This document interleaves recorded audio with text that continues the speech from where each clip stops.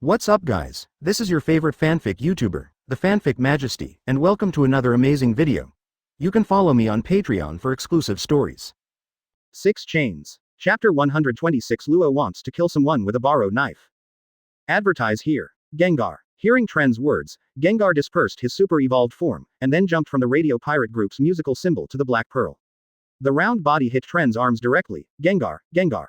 Fortunately, you're not heavy. Tron raised his hand and grabbed Gengar. After all, he's not some weirdo. Teemo will be relaxed when you come back. Big Wolf looked at Gengar and smiled. Thor bit his lip. I didn't hold him for so long. Gengar. At this moment, Teemo stepped down from the observation deck. The joy on his face couldn't be hidden. Gengar. Gengar was overjoyed when he saw Teemo. He jumped off Tren's hand and ran towards Teemo. After all, as scouts on the Black Pearl, the two of them have always had a good relationship, and Gengar also likes to be in Teemo's shadow the most. And Teemo also has more than one level of combat effectiveness because of the existence of Gengar. The Yordle Teemo and the 1.2-meter Gengar suddenly started spinning in circles with their hands hooked. Alas, it seems that Teemo is not quiet anymore. Brother Squidward got up from the gondola on Teemo's observation deck and stared at Gengar on the deck. After all, this is not a quiet lord.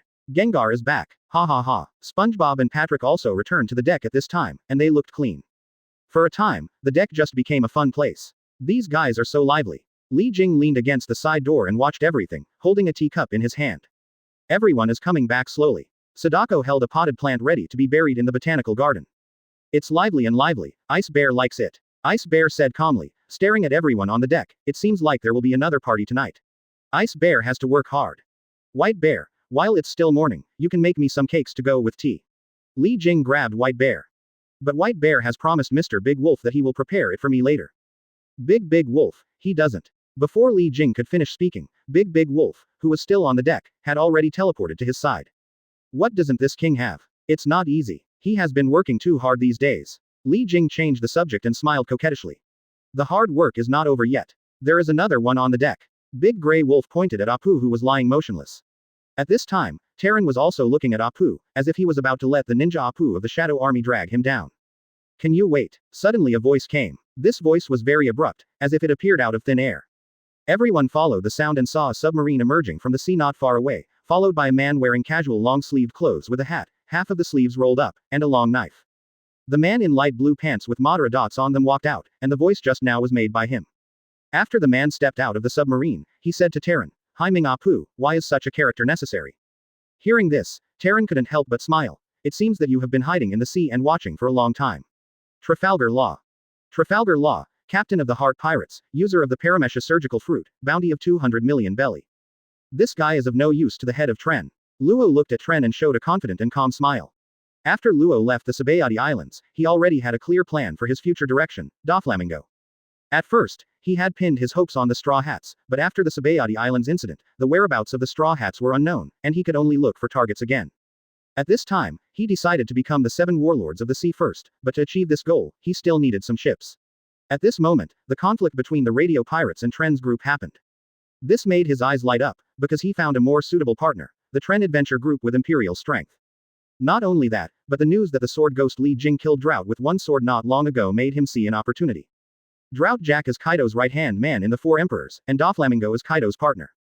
In this way, the Tren adventure group will definitely become interested in their plan. Of course, these are just Luo's calculations in his mind. You supernovas are really popping up one after another. Now everyone has left the Sabayati Islands, and Master Tren's Black Pearl just happened to be parked in this area. It is normal to meet us. Luo said with a smile, as if everything was destined. So are you ready to contribute yourself? Tren looked at Luo and asked in a calm tone. I just want Master Tren to know something interesting. Luo raised his eyes slightly, with a mysterious light shining in his eyes. Oh, what's the interesting thing? Tren asked curiously. I don't know, are you interested in artificial devil fruits? Luo raised the corner of his mouth with a sly smile. Artificial devil fruit. Yes, it is a very precious and rare item. If you can master this technology, it will bring you huge benefits. Luo continued, just when he thought that Tren would be interested, he didn't expect that Tren would be interested. But he waved his hand. I'm not interested. I prefer the real thing to this kind of thing. After saying that, Tren stared at Luo without any politeness and directly pointed out his thoughts.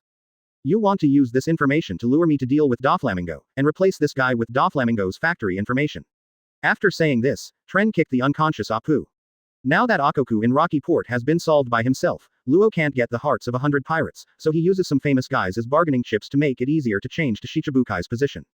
And the reason why Luo thinks he can become Shichibukai is that this guy got some news. For example, Marine secretly summoned Shichibukai in order to execute Ace. As a result, Jinbei, a sea knight, refused to be summoned. Marine was afraid that the news would be exposed in advance, so he arrested Jinbei and him. And Luo Nang knew that it was most likely that he witnessed Jinbei being taken away by Marine when he was on Fishman Island. As expected of a guy who can take care of Akoku. When Luo heard Tren's answer, there was a trace of surprise on his face. He didn't expect Tren to be so shrewd and could see through his mind at a glance. Tren. Yeah, that's right, I'm super smart. These are all my own guesses and have nothing to do with knowing the plot. But he soon regained his composure, and he smiled slightly and said, "It seems that you have seen through my intentions. Yes, I do want to use this news to lure you into dealing with Doflamingo. After all, Doflamingo is a very difficult figure, and he is inextricably linked to Kaido. If you can defeat him, not only will Kaido's power be weakened, but Kaido will also feel uncomfortable. After all, there will still be conflicts between him and you, especially because not many people recognize the strength of your 5 emperors, or you can't deal with it. Kaido's beast pirates. Speaking of which, Luo even brought some aggressive generals with him."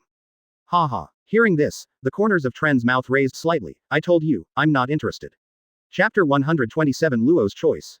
Advertise here. Aren't you interested? Luo looked at Teren, and then glanced at the people on the Black Pearl. In other words, your fruit ability piques my interest more than a certain arrogant flamingo. After Teren finished speaking, his index finger pointed directly at Trafalgar Law. Haha, Mr. Tren really loves to joke. Luo smiled and moved back slightly, followed by the members of the Heart Pirates in the submarine, who immediately started to drive the submarine. Freeze. Suddenly, Squidward, who was still on the observation deck, was squatting behind the tail of the Heart Pirate submarine, and put a tentacle into the sea.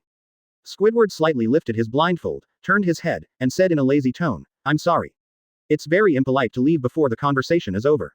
Pseudo-General, Qingzong. Luo looked at the frozen submarine with a gloomy look in his eyes, but he still said to Tren with a smile. "Master Tren, there is no need for this, right? If the negotiation fails, how about we just pretend that we have never met?"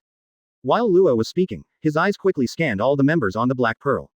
When he saw Big Wolf, he thought to himself, "This is obviously impossible, it is too powerful." Then he thought about the sword ghost Li Jing, but he quickly rejected the idea because he knew that he was no match for Li Jing, and he might be able to kill him with just one sword. Then he considered the pseudo-generals, but then he felt that they were stronger and could not be defeated at all. Finally, he noticed the fat black ball. It was difficult for Apu to deal with before. It was definitely a difficult character. As for the grudge ghost, he always felt that he could not figure out the other party's true situation. After some thinking, Luo finally found a breakthrough, and his eyes suddenly stopped on Thor. "I didn't expect that there was a maid, and she was standing next to Tren. It seemed that the two of them had a close relationship. But also, if this was not the case, why would she be allowed to follow? After all, this is a boring sailing trip." After identifying the target, Luo immediately looked away to avoid arousing suspicion. "I heard that the most powerful effect of surgery is that it can make a person immortal, but the price is the death of the person with abilities," Tren said. "It seems that Master Tren knows it very well. It's a pity that he hasn't reached this ability yet, otherwise it would be good to use this in exchange." Luo replied, and at the same time, he also held his own demon sword, Ghost Cry, hilt. "So, we have a long way to go today." After saying this, Luo's left hand faced the ground, and created a continuously rotating, hollow, white typhoon-like vortex under the palm. Room. Slaughterhouse. The rotating typhoon vortex will rotate for a certain number of times with Luo as the center, releasing a global space. This guy. Everyone on the Black Pearl was stunned for a moment. Big Wolf, Li Jing and Brother Squidward were just about to make a move. As a result, Luo suddenly moved Thor, who was standing next to Tren. Li Jing and the other two. "I'm sorry, Mr. Trent, I have something to go, so I have to ask this maid to help." "Wow, he's finished." SpongeBob and Patrick opened their mouths wide as they watched Thor being transferred away. "Master Teren, I will naturally let this maid go when I leave." Luo hadn't noticed the expressions of everyone on the Black Pearl, and even Squidward, who was staying at the back of the submarine, ran back to the ship. But it was Brother Squidward's escape that made Luo more certain of Thor's importance. After all, Qingzong, as a cadre, did not dare to move. "Actually, you don't have to do this to yourself." Teren looked at Thor standing next to Luo, feeling a little unbearable. "Why don't you replace Thor and Big Wolf?" "Haha, Head Tren, I still know the strength of the Shadow Wolf King, and I will take good care of this maid, Miss Thor."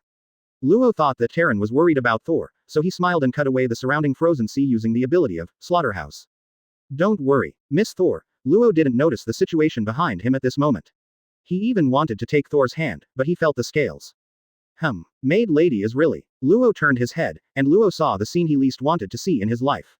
He saw Thor transforming back into his dragon form, staring at him like this. Huh, Thor exhaled and his dragon eyes narrowed slightly. Where do you want to take me? At this moment, Luo felt that his heart was about to stop beating. The giant dragon in front of him exuded powerful pressure, making him breathless. He stared at the giant dragon in front of him with his eyes widened, his expression full of fear and doubt. Please, Miss Thor, I just want to take you to a place with beautiful scenery and peaceful environment. I think you will like it. Luo was even a little delirious and stammered. Said. You must know that in the pirate world, the giants are already very terrifying to ordinary people, and Thor, who is much larger than the giants, coupled with the oppression of the natural dragon species, is no joke. Especially when Law found out that he didn't have the same eyes as Thor. How about I take you to a good place too? Thor continued to look at Luo with his sharp eyes. No. No need. Luo felt a chill coming to his heart, and he realized that he might have angered this powerful dragon maid. See me Marseille, I shouldn't have disobeyed Master Tren. Please forgive me for my rashness. Luo lowered his head and bowed to Tren sincerely. At this time, what is more important than following your heart? ... After a while, the Black Pearl activated its shield and slowly dived into the sea, heading towards the Fishman Island. On the Red Heart pirate submarine, Luo's friends, Bei Bao, Pei Jin, and Shachi watched this scene with tears in their faces. Captain. At this moment, on the Black Pearl, Luo was tied to a ship's pole, while Apu had already been dragged down by the ninjas of the Shadow Legion. Master Tren, there is really no use in catching me. If I were you, I would definitely choose to go to Doflamingo's factory. Listening to Luo's murmuring, Tren waved his hand impatiently. White Bear, quickly take 2 slices of bread and stuff them into his mouth. Slices of bread? Absolutely not. Anything else will do, but slices of bread.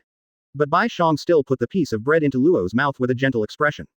Ooh. At this moment, Patrick walked over slowly, and then stared closely at the piece of bread on Luo's mouth. What on earth does this guy want to do? Although Luo couldn't speak, his eyes were fixed on Patrick's star. I saw Patrick smile slightly, and then mercilessly pulled out his underwear from his crotch for who knows how long. Exchange of equal value. Patrick said proudly. Quote. No, I want slices of bread, you can't do this, this is not an exchange of equal value. You can't do this. Chapter 128 Landing on Fishman Island. Advertise here. The Black Pearl continued to dive at the proper speed. Compared with the coatings on ordinary ships, the shield invented by Grey Wolf was much better, and there were no coatings that usually had many restrictions. Fishman Island is located 10,000 meters under the sea. It is a huge bubble that passes through the entrance of the Holy Land Mariajoya. As we dive deeper, the colorful underwater world of Bendo begins to become darker, and everyone in the Tren Adventure group also loses interest in this scene. After all, there is nothing interesting to see in the pitch-black picture. Bah, Luo finally spat out the starfish-flavored underwear that Patrick put on, and looked uncomfortable.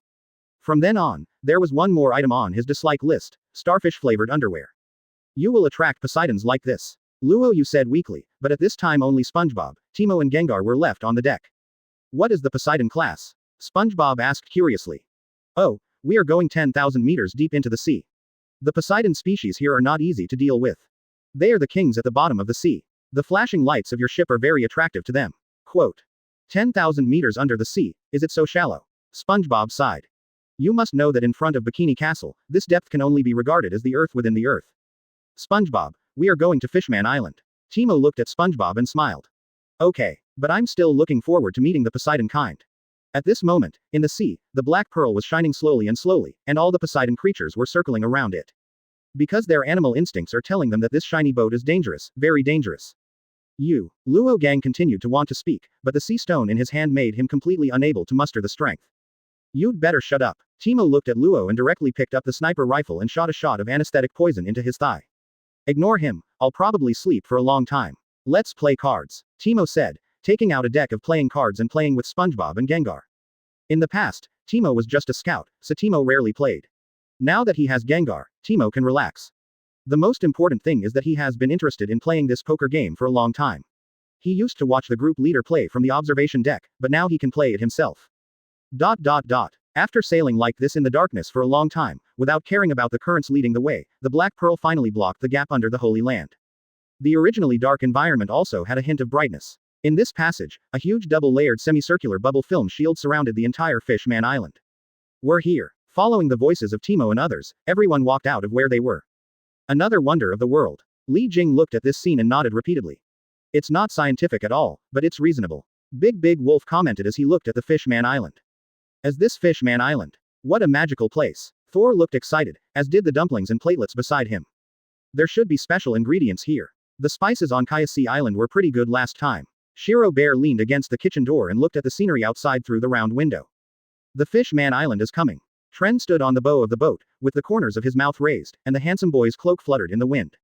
Captain, I can't fan the wind anymore. Pai Daxing behind him gasped. Continue, don't lose your strength. Just like that, the Black Pearl sailed into Fish Man Island.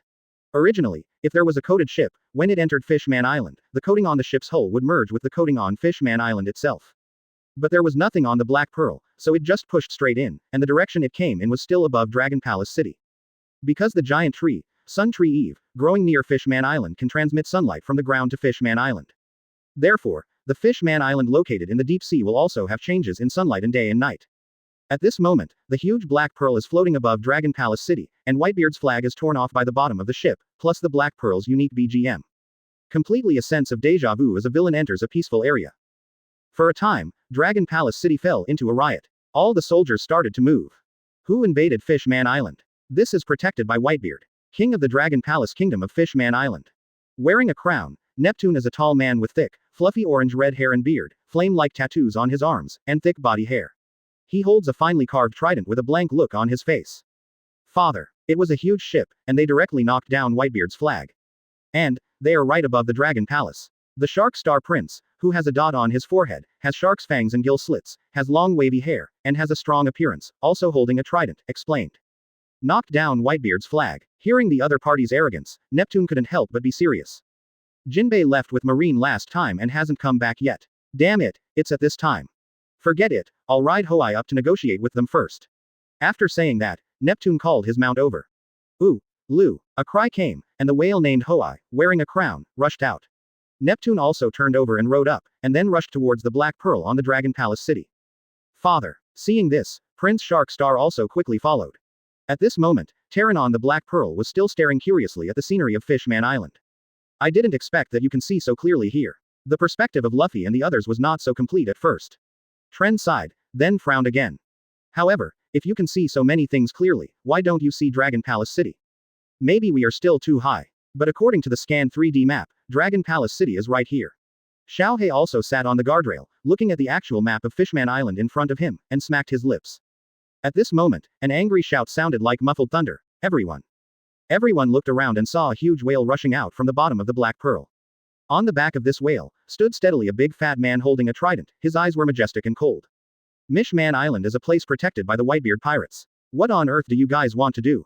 Do you want to declare war on the four emperors? Neptune's voice was low and powerful, with an unquestionable momentum. At this time, Fishman Island relies heavily on the protection of the Whitebeard pirates.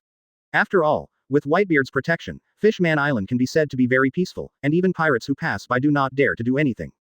After all, the strongest man in the world is full of intimidation. And the world government does not recognize the rights of Fishman Island at all. Chapter 129 Neptune's Fear. Advertise here. Neptune's figure suddenly appeared, attracting everyone's attention for a moment. Neptune was seen holding a trident, shouting at Tron and asking, "Who are you? Answer me quickly." His voice was full of majesty and oppression. However, Tren was not intimidated. Instead, he looked directly at Neptune and said coldly, "Before asking others for their identity, shouldn't you introduce yourself first?" Upon hearing this, Neptune was stunned. His eyes widened, seeming surprised by Terran's answer. But soon, he regained his composure and raised the trident in his hand again, just about to swing it. Bang! However, at this moment, a clear gunshot sounded. Immediately afterwards, a dwarf figure appeared behind Neptune. He was seen holding a sniper rifle, with the muzzle pointed at Neptune's head. "I suggest you don't move, otherwise the next shot will blow your head off," Timo said with a smile and a relaxed tone. This powerful lock of killing intent caused Neptune's expression to change and his body to freeze. He realized that the other party was not joking. Gengar. Gengar also quickly appeared next to Neptune, with a sly smile on his face, and a ball of shadow condensed in his hand, ready to go. "How dare you threaten me?" Neptune's face instantly turned gloomy, and he said through gritted teeth. "Didn't you threaten me first?" Tron looked at Neptune and slowly stepped forward. "However, you don't need to introduce me. I seem to already know your identity. King Neptune, the king of Fishman Island and the great knight of the sea." "Father." At this moment, Prince Shark Star hurried over. Seeing his father's current condition, he threw the trident in his hand without hesitation. However, SpongeBob quickly dodges and easily catches Shark's trident, and hovers his shining thigh near Shark's neck. "It's not polite to throw things away. You. King Neptune." Prince Shark. The guards of Fishman Island looked at their king and prince nervously, clenching their weapons but not daring to make any move. What on earth do you want to do? Fishman Island is Whitebeard's territory. Neptune once again used Whitebeard's name in an attempt to scare Tron. Whitebeard, what does my coming to Fishman Island have to do with him? Tren frowned. Can he still stop me from visiting Fishman Island? What kind of fun is this? You put this big ship directly on top of Ryugu Castle and tore off the flag of the Whitebeard pirates. Who would play like this? Neptune's pupils shook slightly and he asked angrily. I also asked, why didn't I see Dragon Palace City? It turned out to be below us. Ha ha. Hearing Neptune's words, Tren smiled and scratched his head. Then he looked at Timo and the others and waved his hands. Come back. We are not pirates here to rob, we are an adventure group. Be more polite next time. As soon as Tren said this, Timo pulled himself back to the Black Pearl with a hook, and Gengar left with Timo's shadow. It won't be fun if you throw it away next time. SpongeBob also returned the trident to Shark, and then flashed back to the ship. Seeing the three people evacuating, Neptune also breathed a sigh of relief. At least it showed that Tren and his gang still had someone to talk to. Instead, just burn, kill, and loot the guys regardless. Xiaohei, let's sail the boat down. Tren looked at Xiaohei and ordered. No problem. Xiaohei controlled the Black Pearl and drove slowly downward, all the way to the inner field of Dragon Palace City. Tren and others got off the ship, and the Black Pearl, under the control of Xiaohei, headed towards the Forest of the Sea, the best parking location. Who are these guys? Neptune looked at Tren and his group, his eyebrows furrowed. This flag. Shark Star looked at the Black Pearl that was moving away automatically, feeling a little confused in his heart. Father. At this time, the second prince of the Emperor Star, who was tall and thin, with a bunch of very long hair on his head, and sang a musical scale at the end of his words, looked a little funny, and the third prince of the Overlord Star, who was fat and had a slightly pleasant appearance. We ran over together. Why are they both here? Neptune looked at his second and third sons with a suspicious look on his face. Emperor Star, Sunset Star, how are you? Shark Star immediately asked his two younger brothers. It turned out that Shark Star had someone contact his two younger brothers before he arrived and asked them to investigate the Black Pearl. The origin of brother, father, they are the Tren Adventure Group. Huang Xing stumbled impulsively and threw the reward order of Tren's group into the air. Tren Adventure Group. Neptune looked at the bounty orders floating in front of him. His heart that had just calmed down suddenly fell to the bottom. Especially when he thought about his actions just now, cold sweat broke out on his forehead. At this time, Tren's reward order just fell in front of Neptune. Neptune's eyes widened, the veins on his forehead popped out, as if they were about to explode, and his body trembled involuntarily. On Tren's bounty order, the face that was so young and familiar and the high bounty made Neptune feel a chill rising up his spine. No wonder he's not afraid of Whitebeard. Neptune's face turned as pale as paper, his lips trembled slightly, and he murmured, Bounty 3.5 billion belly. Tren Adventure Group. I didn't even recognize them. Shark Star was filled with regret and self-blame at this time. If he had known that the other party was the Tren Adventure Group, he would definitely stopped my father. Fortunately, what they just did may bring endless trouble to Fishman Island. You know, the other party's status in the New World is as famous as the Four Emperors, and they are vaguely called the Five Emperors. It's okay. Neptune took a deep breath and tried to calm down. He knew that now was not the time to regret, he had to find a way to deal with the situation in front of him. I saw Neptune raising his head, looking firmly at Shark Star and others, and said, invite all members of the Tren Adventure Group to the Dragon Palace City for a banquet. I apologize for the misunderstanding just now. Yes, father. Shark Xing nodded without any hesitation in agreement. The fishmen and mermaids on Fishman Island have always been classified as fish by humans and have been discriminated against. Even if the Ryugu Kingdom became a member of the world government 200 years ago, the king of Fishman Island was still allowed to participate in the World Conference. However, humans still hold a disgusting attitude towards the fish people. The problem of discrimination has not been improved, but has become worse. After the Great Pirate Age began, many marines or pirates passing through this place also began to carry out large-scale abductions and plunders of the fishmen and mermaids on the island. Especially since young female mermaids can be sold at high prices in human trafficking camps, kidnappings of mermaids often occur on the island. Therefore, up to Neptune's generation of kings, except for Princess Otahime, almost everyone hopes to be affiliated with a certain big force to ensure the safety of Fishman Island. Besides, compared to the self-defeating marine, the four emperors with the strongest deterrence are the best choice. This is why after the top battle ended, Fishman Island instantly switched to the BIM Mom Pirates for protection. Chapter 130 Neptune really knows how to play. Advertise here. In the inner square of Ryugu City, Tren couldn't help but sigh as he looked at the top floor of Fishman Island where he could see the sun.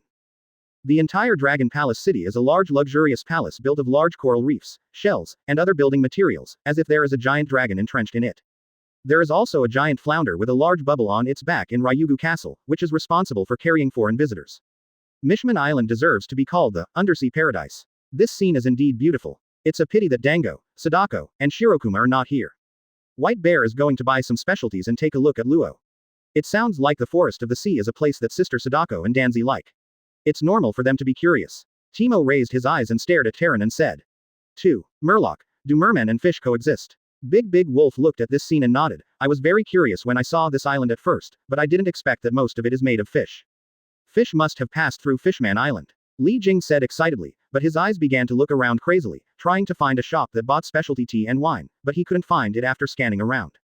But why are there no shops here? No way, no way. How could someone be looking for a shop in the palace?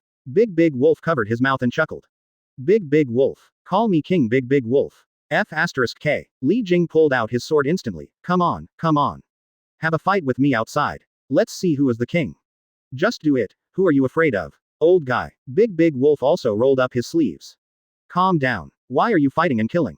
Thor grabbed one in each hand. This place is so beautiful, everyone should be happy. You think so, leader? Thor turned his head and looked at Tren.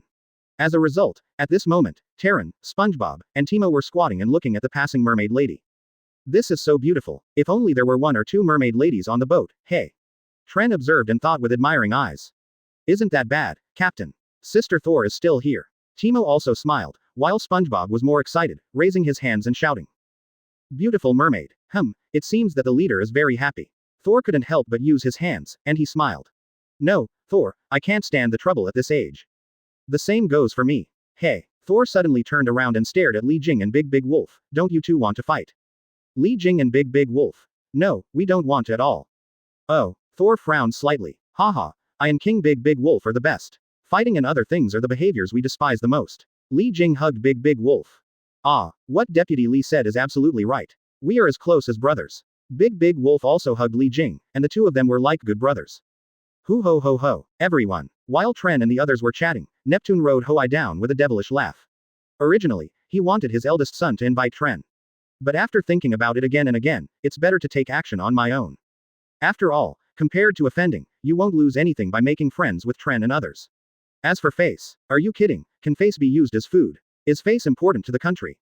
Neptune. Looking at Neptune with a smile on his face, Tron didn't react for a moment. You must know that they were at war with each other just now.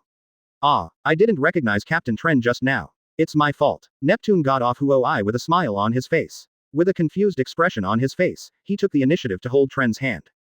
King Neptune is welcome. Looking at the hairy Neptune, Tron also took out his hand with a smile on his face.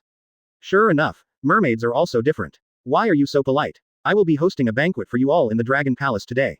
I apologize for the misunderstanding just now. Ha. Neptune laughed, and then wanted to give Tren a big hug.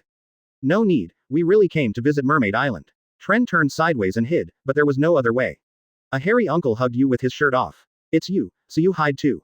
Tisk. Neptune's expression sank when he heard Tren say the word, play. Just when Tren thought he wanted to do something again, unexpectedly, Neptune shouted seriously. What kind of fun? Captain Tren is obviously going back to his hometown. Tren didn't react for a moment. Go back, to your hometown. That's right. The corner of Neptune's mouth raised, and then he swam directly to the three generals of Beachburg and Gengar, and hugged the four of them with his big hands. Sponges, starfish, octopuses, sea urchins. Gengar. They actually came out of my Fishman Island, and they are also my saviors. I still remember when I was a child, before I inherited the throne, I was in Fishman Street. Stop. Looking at Neptune, who was already deeply in love, Tron pursed his lips, and then looked at Neptune, who was completely shameless. You said that the three of them left from Fishman Island, I might accept it. But what are sea urchins?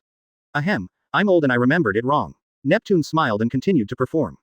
Of course, Neptune shouted, his expression very serious. Actually, I have been looking for my saviors, and I want to consider them my adopted sons. Damn it, my father is my father, and he deserves to be a king. The second prince, Huang Xing, blinked at his father's shameless appearance. Emperor Xing, in fact, it is right for us to rank second and third. Fuxing said calmly. Why? Huang Xing looked at his brother and frowned.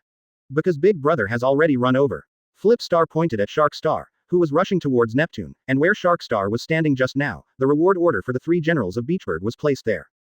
Brother. Shark Star sprinted directly to the three generals of Bikini Castle, his eyes as sincere as a child's.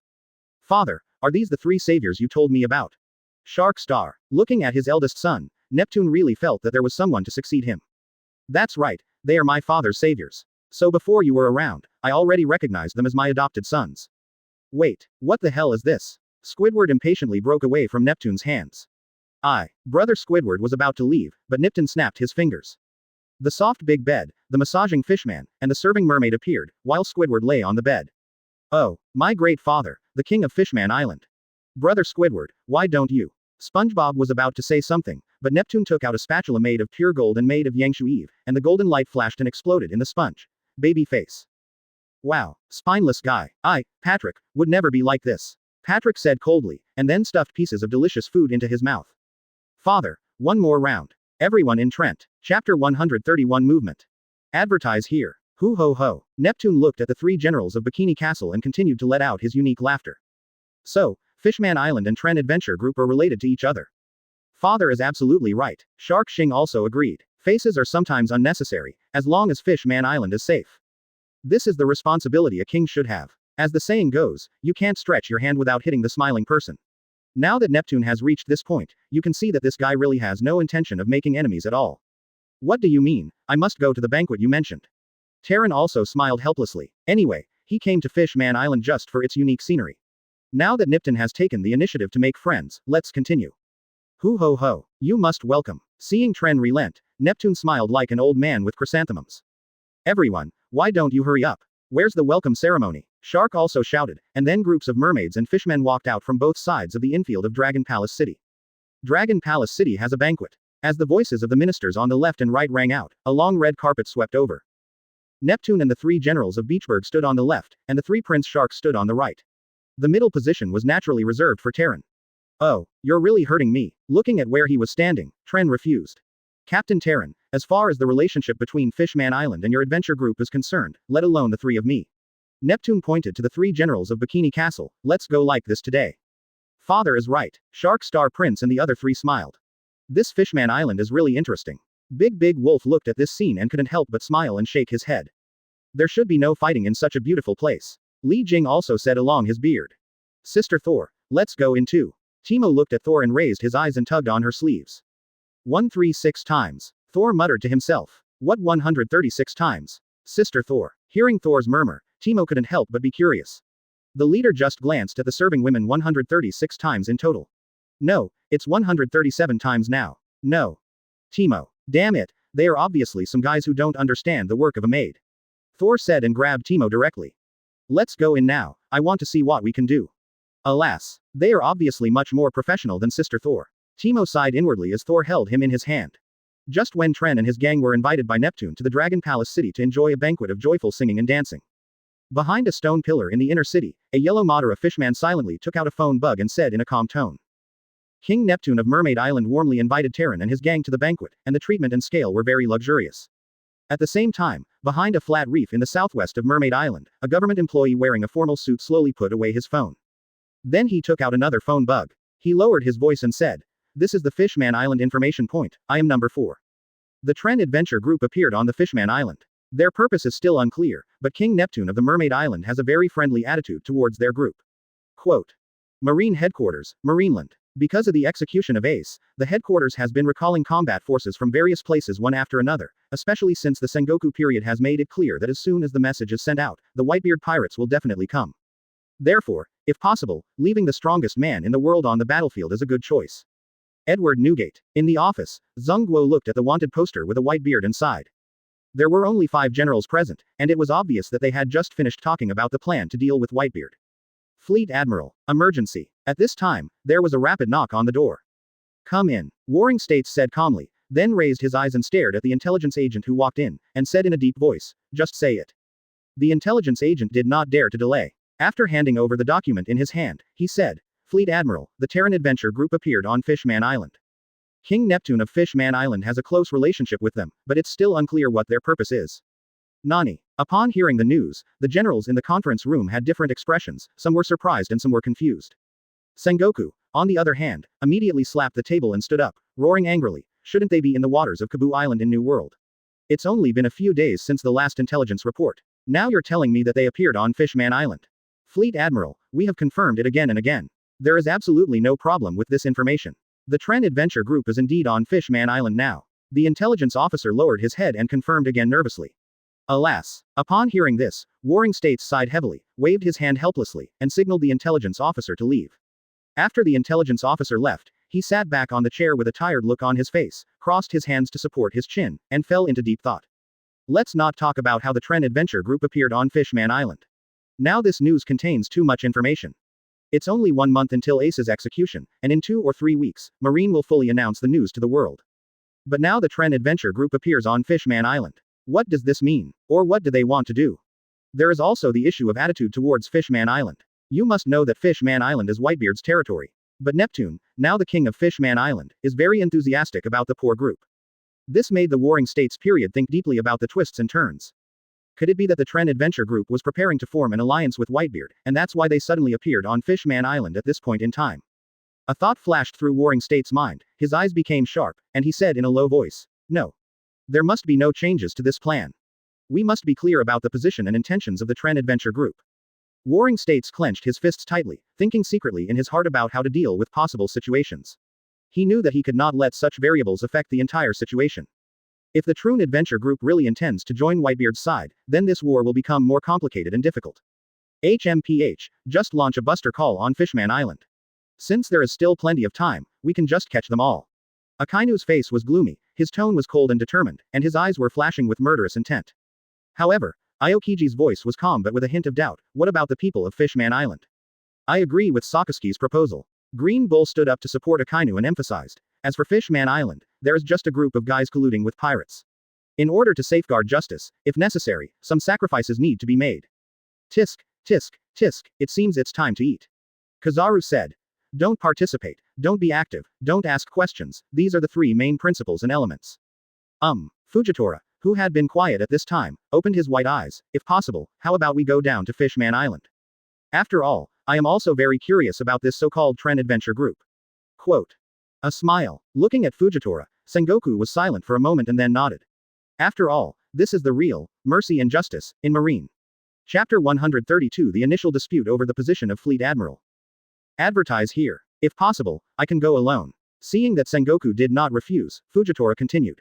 Alone. Warring States frowned upon hearing this.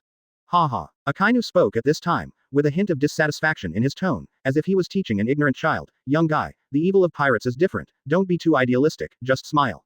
He was a little unhappy with a general like Yishao who directly came up to him, and look at how sensible Ang Mu is.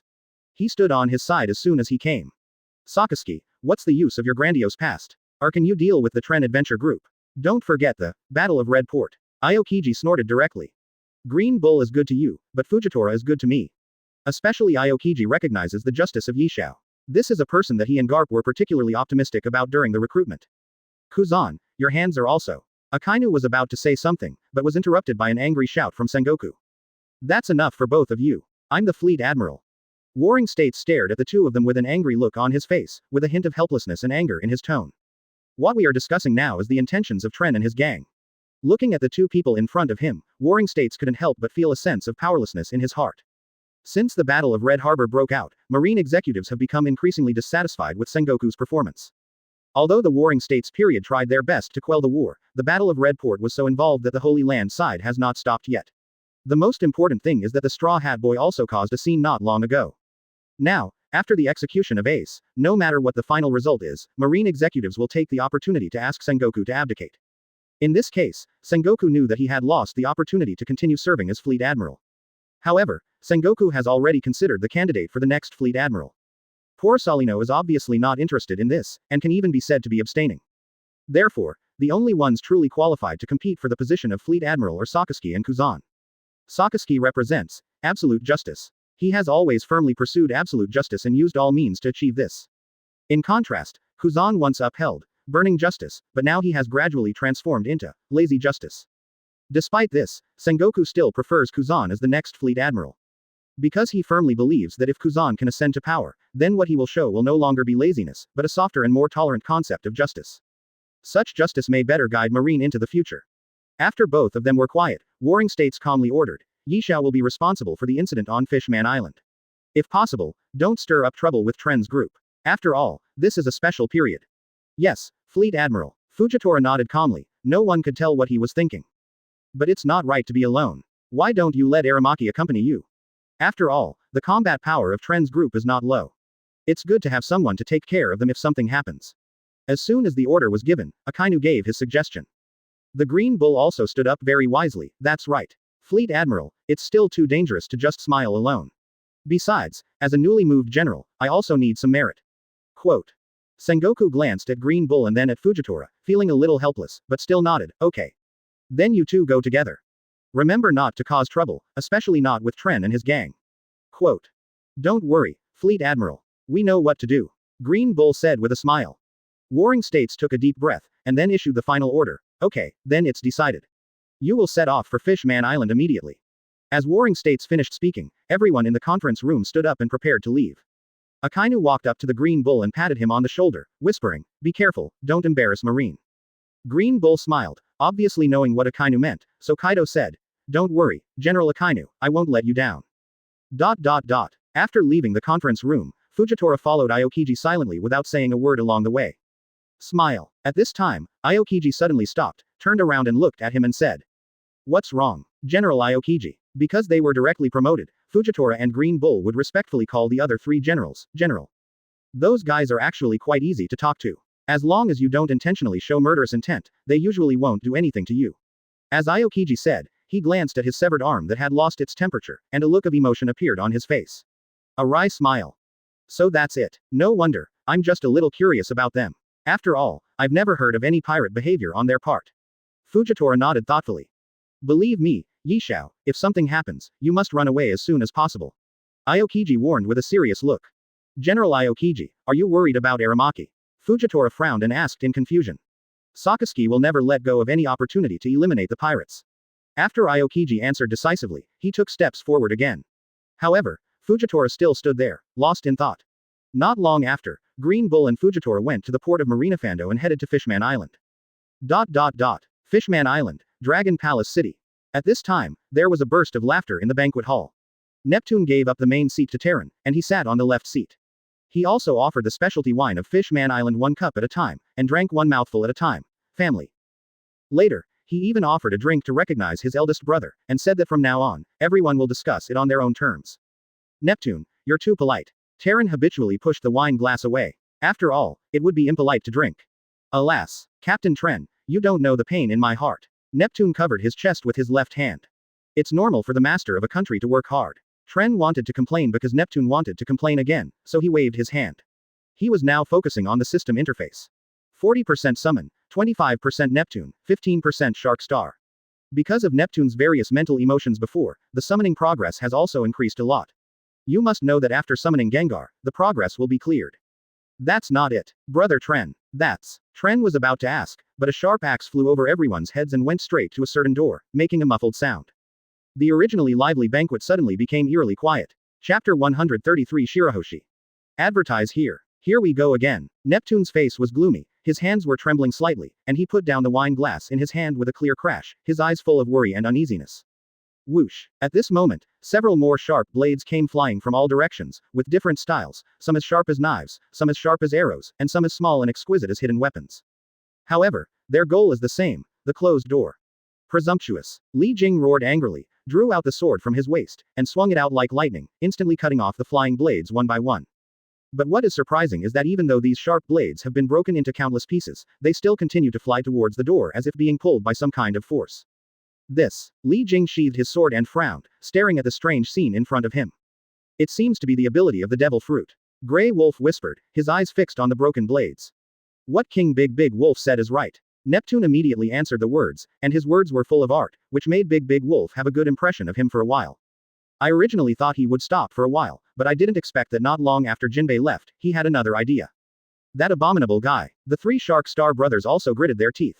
So what's going on? And the place where these swords and axes are flying looks like an iron shell tower. Thor, who was standing next to Tren, could see clearly these swords and axes at a glance through his unique eyesight. Destination.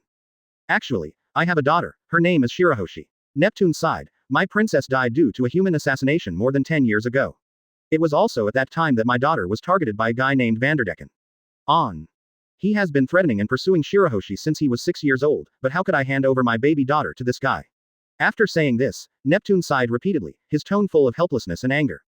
As a result, Shirahoshi is now 14 years old and can only stay in the hard shell tower we created to protect her, which is the door to which these axes and swords fly. Neptune's eyes revealed deep sadness and blame yourself. Today is my sister's 14th birthday, but she can only stay in the cold hard shell tower. Emperor Xing and Kuixing said with tears streaming down their faces. Their hearts were full of heartache and guilt for Shirahoshi.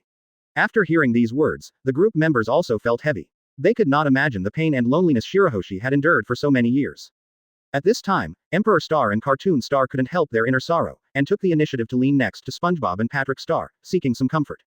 The whole scene was filled with an atmosphere of depression and sadness. She was 16 years old when Luffy met Shirahoshi, and she has just turned 14 now. That's too much. You're only a 14-year-old girl. I was 14 years old and I was still throwing stones at my father freely. After hearing this, Thor slapped a piece of the banquet table off. Tren looked at the spoon in his hand and silently placed it on the ground. Brother Tren's maid is quite powerful. Neptune was also frightened by this. Tren also smiled silently, and then said, "Since today is Princess Shirahoshi's birthday, we can't just open the door to ourselves." This. Neptune and the others hesitated for a moment. Haha, it's okay. Didn't you say that my 3 Bikini Castle generals are your saviors? Then doesn't Shirahoshi know their brothers? As a 14-year-old child, now is the time to be lively. How can I keep him in there forever? Li Jing also asked. I think so too. Big Wolf nodded, and if there are still those swords and axes, I will help you solve them. Father. Shark Xing looked at his father, his eyes full of expectation, as if waiting for him to make a decision. Neptune was silent for a long time, and finally he breathed a sigh of relief. Thinking of his cute and crying daughter, Neptune's eyes became firm, and there was a trace of ruthlessness in his eyes. At this moment, he was a king. We are a family, let Shirahoshi celebrate his birthday outside today. No, from now on you can stay outside freely. At the gate of the Iron Shell Tower, as Neptune's words fell, everyone also came to this scarred building. That's too much. Looking at the swords and axes surrounding the tower, Thor clenched his fists. Shirahoshi. Tren was looking forward to it. After all, Shirahoshi's beauty was the pinnacle of the mermaid clan that even the pirate empress could not compare to. Open it. Neptune actually wanted to see his daughter all the time, so his eyes were already a little moist at this time. Kazi. As the heavy door slowly opened inward, there was a slight friction sound, as if gears were turning. What is revealed behind the door is a room with warm colors and a warm atmosphere. All the furniture in the room looks extremely large, giving people a calm and solid feeling. On the big bed, a mermaid girl with long pale pink hair was lying there quietly, like a sleeping princess. Her hair was as smooth as silk, scattered on the pillow, exuding a light fragrance, and her face was serene and peaceful, as if she was immersed in a sweet dream. Next to her is her pet shark, Mekaro, who is wearing a red prisoner brand suit and looks a little funny. Suddenly, a soft moan broke the silence. Perhaps it was because the sound of the door opening disturbed the sleeping beauty. She frowned slightly, rubbed her sleepy eyes, and slowly supported her body from the bed. At this moment, Shirahoshi's appearance was fully revealed to everyone. Her long, flowing light pink hair gently brushed her fair skin, and she was wearing an exquisite fish-shaped hair accessory, shining with a faint light. A pair of bright turquoise eyes, like gems in the deep sea, bright and clear. The beautiful appearance and plump upper body complement each other, like a bright pearl. Especially at this moment when she woke up slightly, she still had a lazy look on her face, which added a bit of charm. Father, Brother Wang, why are you here? Shirahoshi opened his eyes drowsily, looking at Neptune, Shark Star and others below in confusion. There was a hint of surprise and confusion in her voice, as if she was surprised by their arrival. Neptune looked at his daughter, his eyes full of love, tears welling up in his eyes. He completely turned into a tearful old father. Shirahoshi. Neptune called his daughter's name softly, his tone full of deep longing and concern. He walked closer to the bed step by step, trying to reach out and touch Shirahoshi's face, but he was still a little small. Shark Star and other brothers also stepped forward one after another, their eyes showing care and love for Shirahoshi, and the whole room was filled with a warm atmosphere of family affection. Father, why are you crying? Did I do something wrong again? Seeing his father and brother shed tears, Shirahoshi also started crying the next moment. Just as their family was crying, the expressions of the members of the Tren adventure group were very.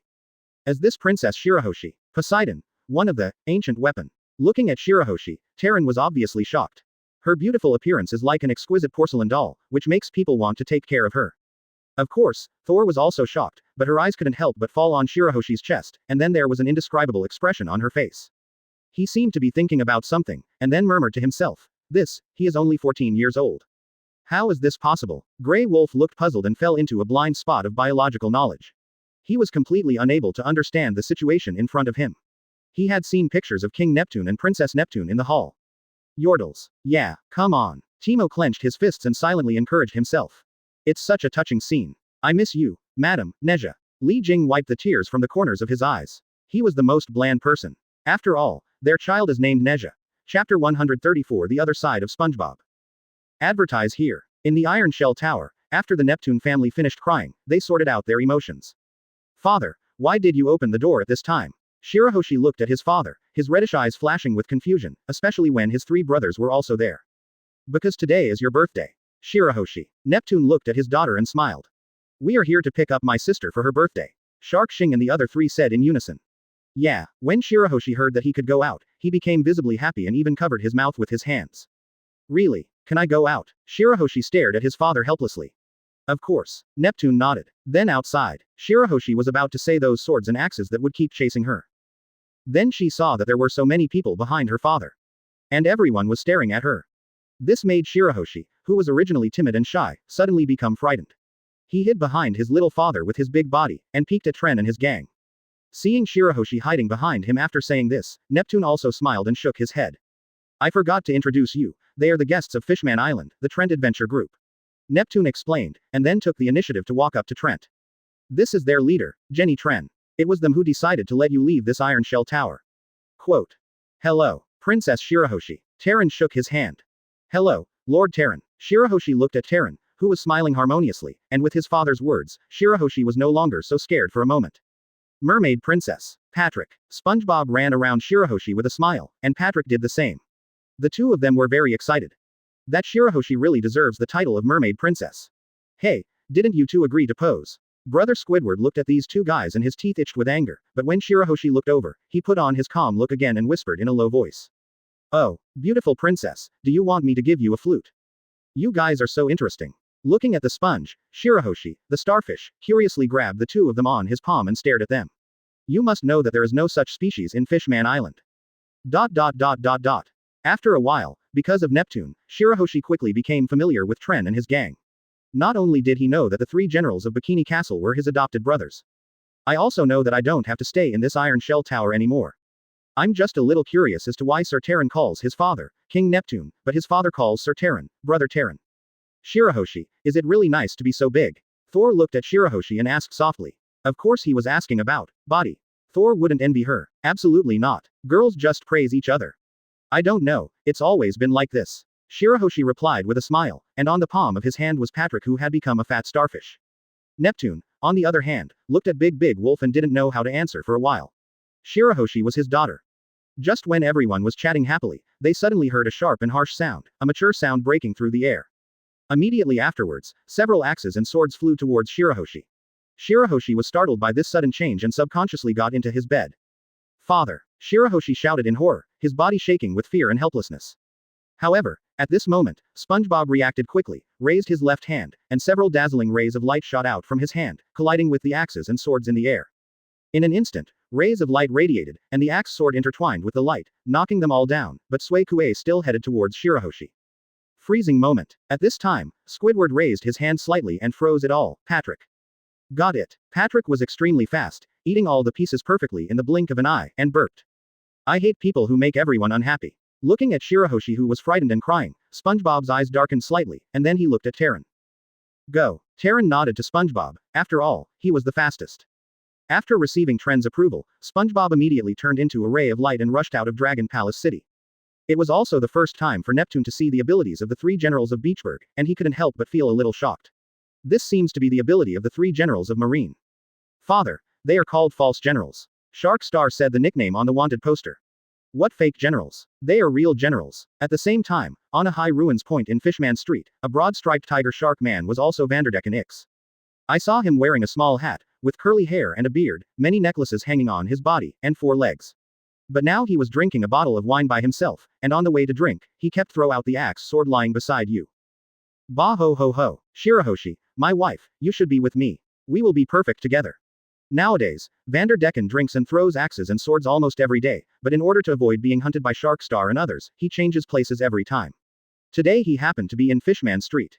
So, let you not agree to me. If you don't agree to me, I won't allow you to be with other people.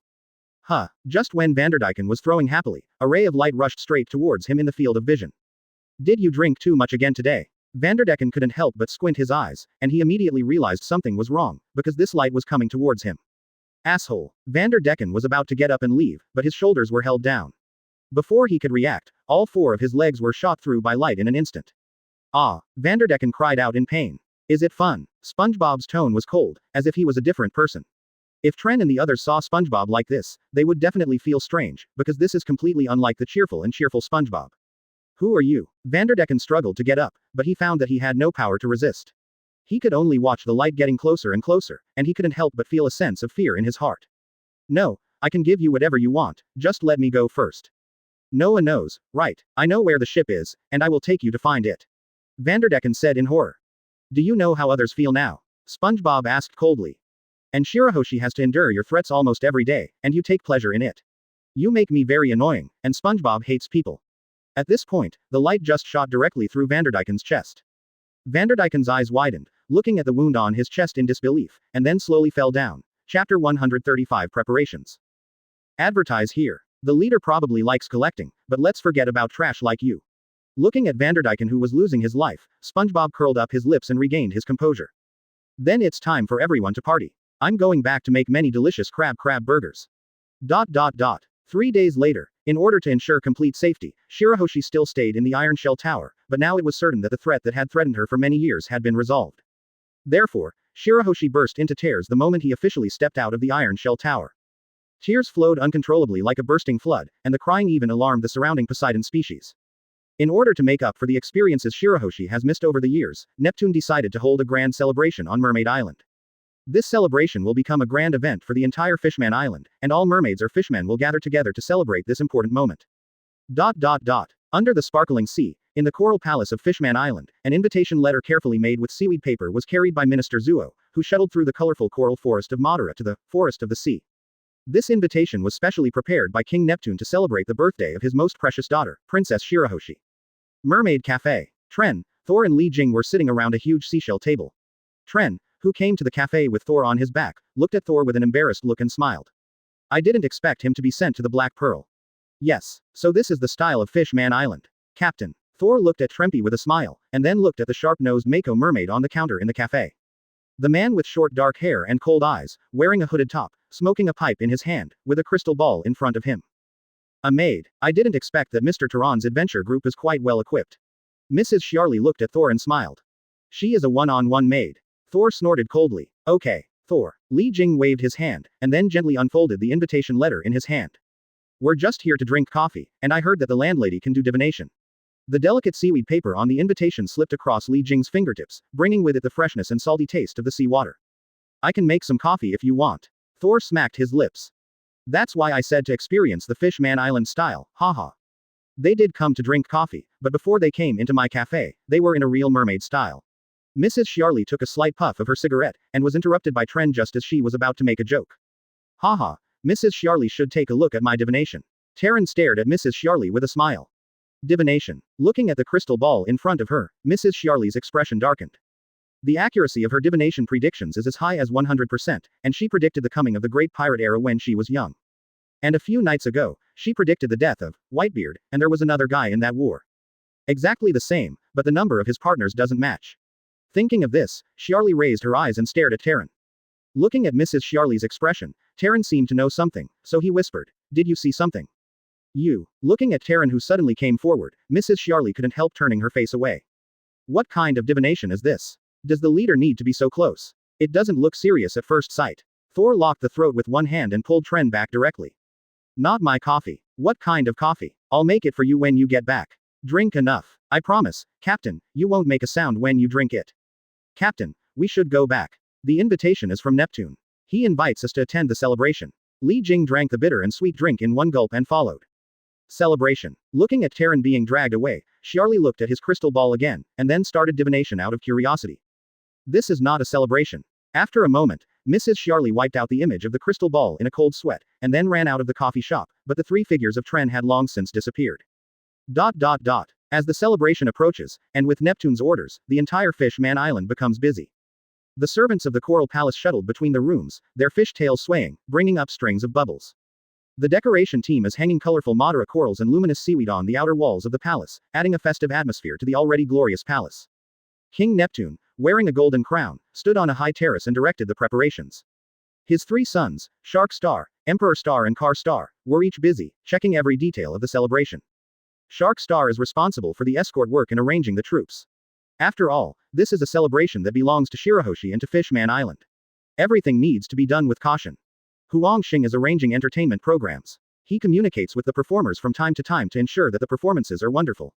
The star is responsible for food and number arrangements, as well as other matters. At the same time, the members of the Tron Adventure Group are also preparing for the celebration. After all, they are all here. In particular, the celebration needs to start at Geelong Court Square, which is the largest square on Fishman Island and where Princess Otahime gave her speech.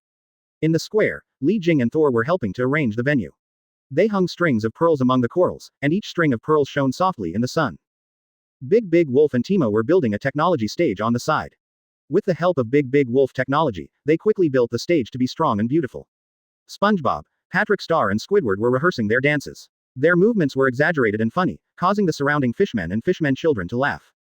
Gengar was silently practicing his magic show in the corner. Every move was carefully designed and practiced repeatedly. After all, being able to sneak into the shadows is what Gengar is best at. Another point is that Gengar is actually the one who likes fun the most. Sadako and Dango were working on some small things on the side, such as helping Shirahoshi and the Fishman Island chef make a super big cake for Shirahoshi's convenience. For a time, the entire Fishman Island was immersed in joy and busyness, and everyone was contributing their own strength to the upcoming celebration. Thank you, Lord Tren. Shirahoshi looked at the bustling Fishman Island and smiled. Have you visited your mother? Tren sat next to Shirahoshi and looked at the group members with smiles on their faces. Maybe this is an adventure. Yeah, Shirahoshi nodded and was about to say something when Li Jing's voice came over. Captain, are you lazy? I am not the deputy commander. Haha, I am communicating with the protagonist of the celebration. Tren pointed at Shirahoshi. Shirahoshi looked at Tren and had no urge to continue. Instead, he bent his eyes, smiled, and said, "Thank you," in his heart. Then let me go and talk too. Li Jing said as he prepared, put down what he was holding, and met Thor's smile. Li Jing, Timo, look how smart I am. I will pull you together in an instant, otherwise I will be the one who gets knocked down by Hulk now. Big Wolf looked at Li Jing and couldn't help but sigh. Timo. Actually, people who want to play magic with Gengar say. Chapter 136 Celebration. Advertise here. The next day, finally, the day of celebration arrived. The door of the Coral Palace slowly opened, and the interior of the Dragon Palace was brightly lit. Countless pearls emitted soft light, illuminating the entire space like daylight. The ministers of Fishman Island were wearing various formal attires, some were wearing formal clothes, and some were wearing ornaments made of shells. Everyone's face was filled with a joyful smile. King Neptune and Princess Shirahoshi stand in the center of the palace, but Neptune is in the front and Shirahoshi is in the back. Princess Shirahoshi wore a long dress woven from the purest sea silk. Her beauty was like a pearl on the seabed, which attracted everyone's attention for a while. Her three brothers stood on either side of her, their eyes full of smiles. It was obvious that their sister's beauty also made their faces shine. Neptune and his party set off from Dragon Palace City and headed all the way to Gerlon Coder Square. The long procession was led by a luxurious seahorse fleet. Huo-I and Mekaro also traveled left and right. It's just that the sight of a whale and a shark looks weird. Geelong Court Square. The members of the Tron Adventure Group were also shocked by this spectacular scene. Can this be so beautiful? Everyone widened their eyes and looked at the changes around them in disbelief. They never thought that when the team of Neptune and others arrived, everything that was originally arranged would be opened up so magically. In an instant, the entire square seemed to have turned into a dreamlike world. Colorful lights flashed, illuminating every corner. The huge fountain sprays out colorful water splashes, forming a beautiful water curtain and mist, which makes people intoxicated. The sound of music and cheers intertwined to create a warm and cheerful atmosphere. Princess Shirahoshi. The fishmen and mermaids who came to the celebration shouted excitedly when they saw Shirahoshi appearing. Their eyes were full of love and respect for this beautiful princess. Shirahoshi smiled and waved to everyone, and his gentleness and kindness infected everyone. An observation platform has been set up in the center of the square. King Neptune is sitting majestically on the main seat. Only Tren is beside him, and Thor stands behind Tren.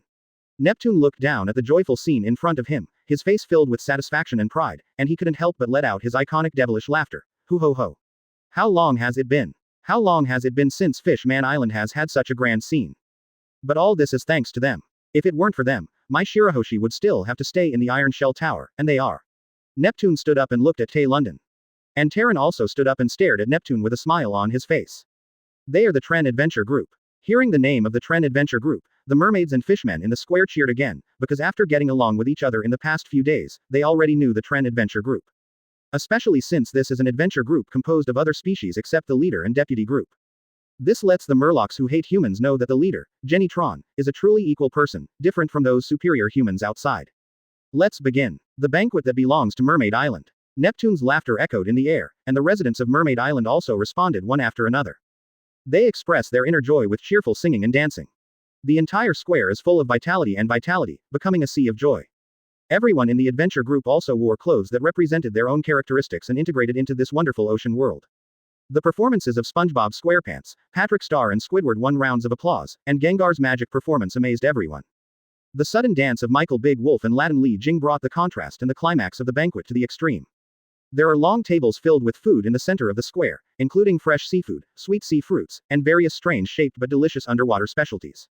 White Bear's ability to defeat many people made the chef of Fishman Island kneel down and cry for help. Of course, while enjoying the delicious food, everyone also raised their glasses to wish Princess Shirahoshi a happy birthday. Geelong's Coder Square is filled with laughter, conversation and music intertwining to form a wonderful undersea symphony. The residents of Fishman Island and the members of the Tron adventure group danced happily together.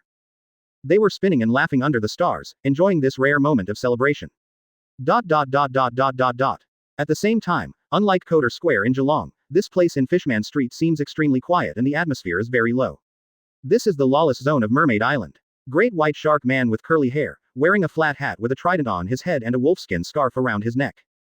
Hody Jones, who has extensive tattoos on his left arm and a scar on his upper left abdomen, sat alone and watched the excitement in the square.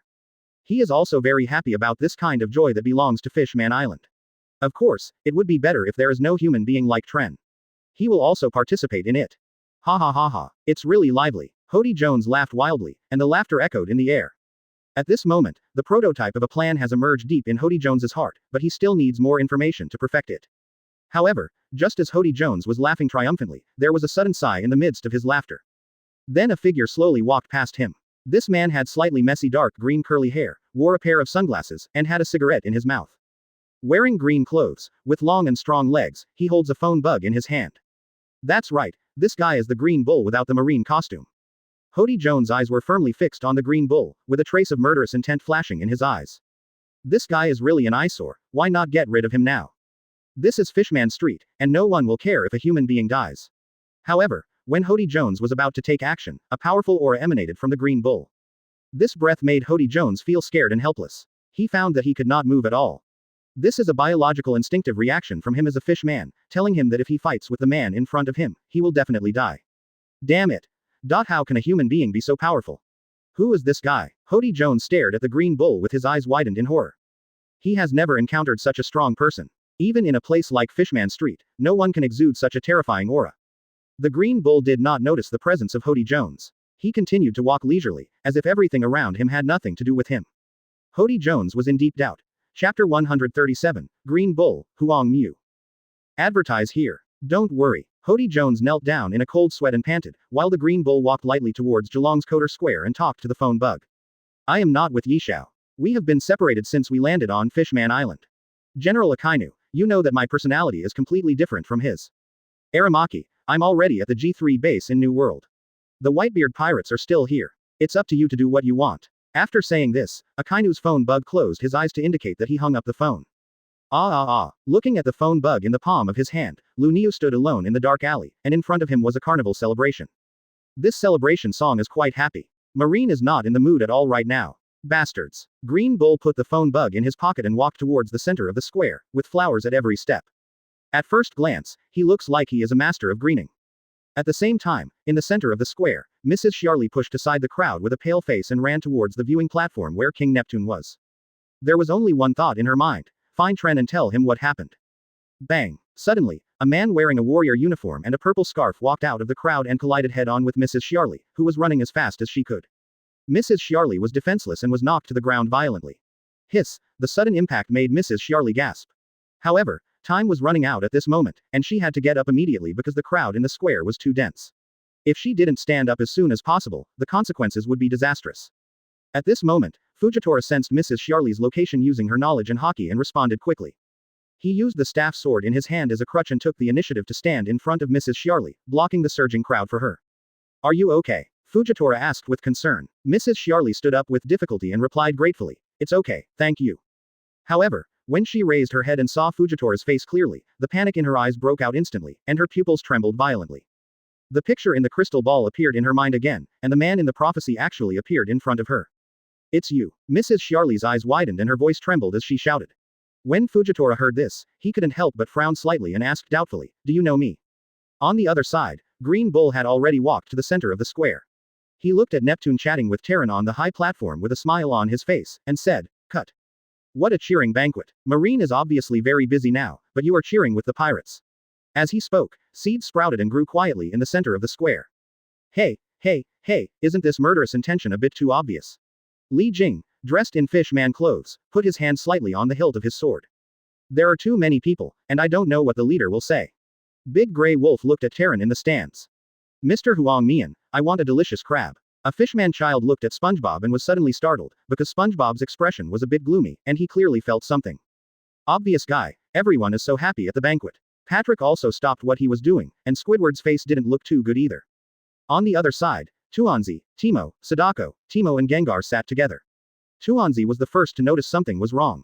As a mountain god, she discovered that there was an energy of the forest on the ground in the center of the square.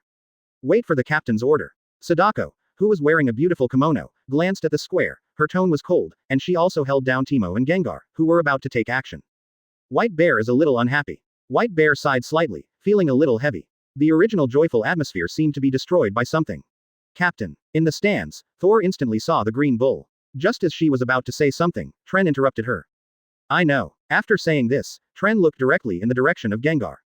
Gengar also understood it and escaped into the different space that he could enter, and then half of his head emerged from the shadow of Tren. Let SpongeBob and the others handle it. Big Wolf uses his elemental abilities to clear the area. Although he may suffer a little scratch, it is better than losing his life. Gengar used the skill sound wave copy to transmit Tren's words to everyone's ears through special sound waves. It would have been more convenient to use the Shadow Legion, but they couldn't speak. Tren Adventure Group. In the square, Green Bull took a deep breath of cigarette, and then threw the wanted notice of Tren on the ground, and suddenly a wooden beard emerged from the ground and twisted it up. Just suck it all up. As soon as he finished speaking, the ground began to tremble in the Garancourt Square on Fishman Island, followed by a loud noise. Everyone panicked as they saw the ground crack, and countless huge tentacles sprang out from the cracks, waving around. In an instant, screams broke out one after another, and people fled in all directions, trying to avoid these sudden attacks. Green Bull looked around, and his eyes fell on the panicked fish and humans.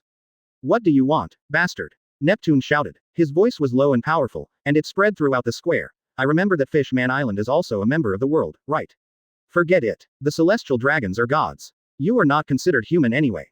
You. As soon as Neptune said these words, he thought of human discrimination and couldn't help clenching his hands. So if I kill you all, I won't break the law. Just when the chaos reached its peak, a figure flashed to the center of the square. His arrival was accompanied by a sense of oppression, which made even the green cattle feel an indescribable pressure.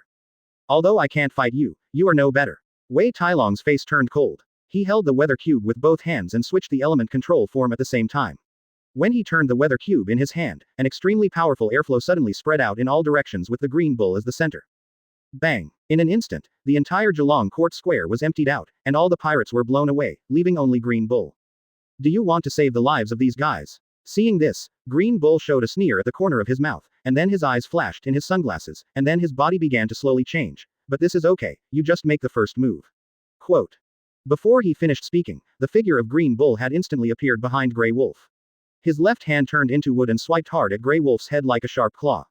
I said, your opponent is not me. Big Grey Wolf was not worried at all when he saw this, but smiled relaxedly. Phew. In an instant, the figures of the three generals of Bikini Castle appeared. They stood at three different angles, forming a triangle and surrounding the Green Bull. Fake General. Green Bull's face changed slightly when he saw this. He was about to use his Devil Fruit ability to quickly retreat to the ground, but SpongeBob was one step faster and directly kicked him back to the ground at the speed of light.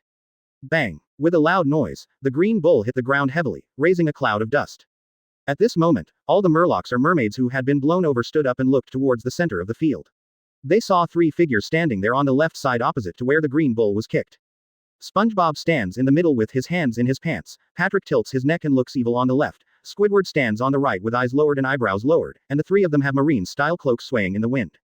Looking at this scene, all the residents of Fishman Island, including Neptune and others, subconsciously had an expectation that maybe the three of them were fishmen in their eyes. It may also be due to other reasons such as long-term oppression or discrimination, but at this time there is a common voice in their hearts. They are not fake generals, but the three generals of Bikini Castle. I don't know who shouted out first, and then the entire Fishman Island rang out with uniform and shocking shouts. It's like you have been oppressed for a long time, and suddenly a great emperor appears in your clan. Even if he is not from here, he is from your clan. The important thing is that they are standing in front of you now, standing up for you. At this moment, everyone's eyes were focused on SpongeBob, Patrick and Squidward, and they felt unprecedented enthusiasm and expectations. These three friends, who were believed to be fishmen from Beachburg, seemed to be the light of hope for the entire Fishman Island at this moment. Chapter 138, Desperate Justice. Advertise here. Three generals. In the smoke, Green Bull slowly stood up, with a trace of blood hanging from the corner of his mouth. It was still a bit. Although the injury was not serious, it still made him feel some pain and anger. This is not what pirates should be called. You bastards. Suddenly, the smoke was blown away by a powerful force, which came from the Green Bull itself. He suddenly opened his arms, his fingers quickly turned into branches, and then rushed towards the crowd on both sides. Ah, what is this? Help. Their eyes widened with frightened expressions on their faces, but they could not escape the attack of the Green Bull. The Green Bull's branches were like sharp spears, mercilessly piercing their bodies and causing fatal injuries to them. In the blink of an eye, several fleeing mermaids or fishmen were penetrated by branches, their nutrients were sucked out, and they turned into mummies in the blink of an eye. The bodies of these fishmen became shriveled and fragile, as if they had lost their vitality. On the other hand, Green Bull had some green energy points popping up on his body at this time, and immediately recovered from the injury he had just received.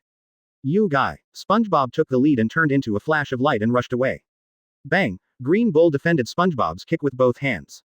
The forces of both sides began to collide in the square. At this point, the prelude to the battle began.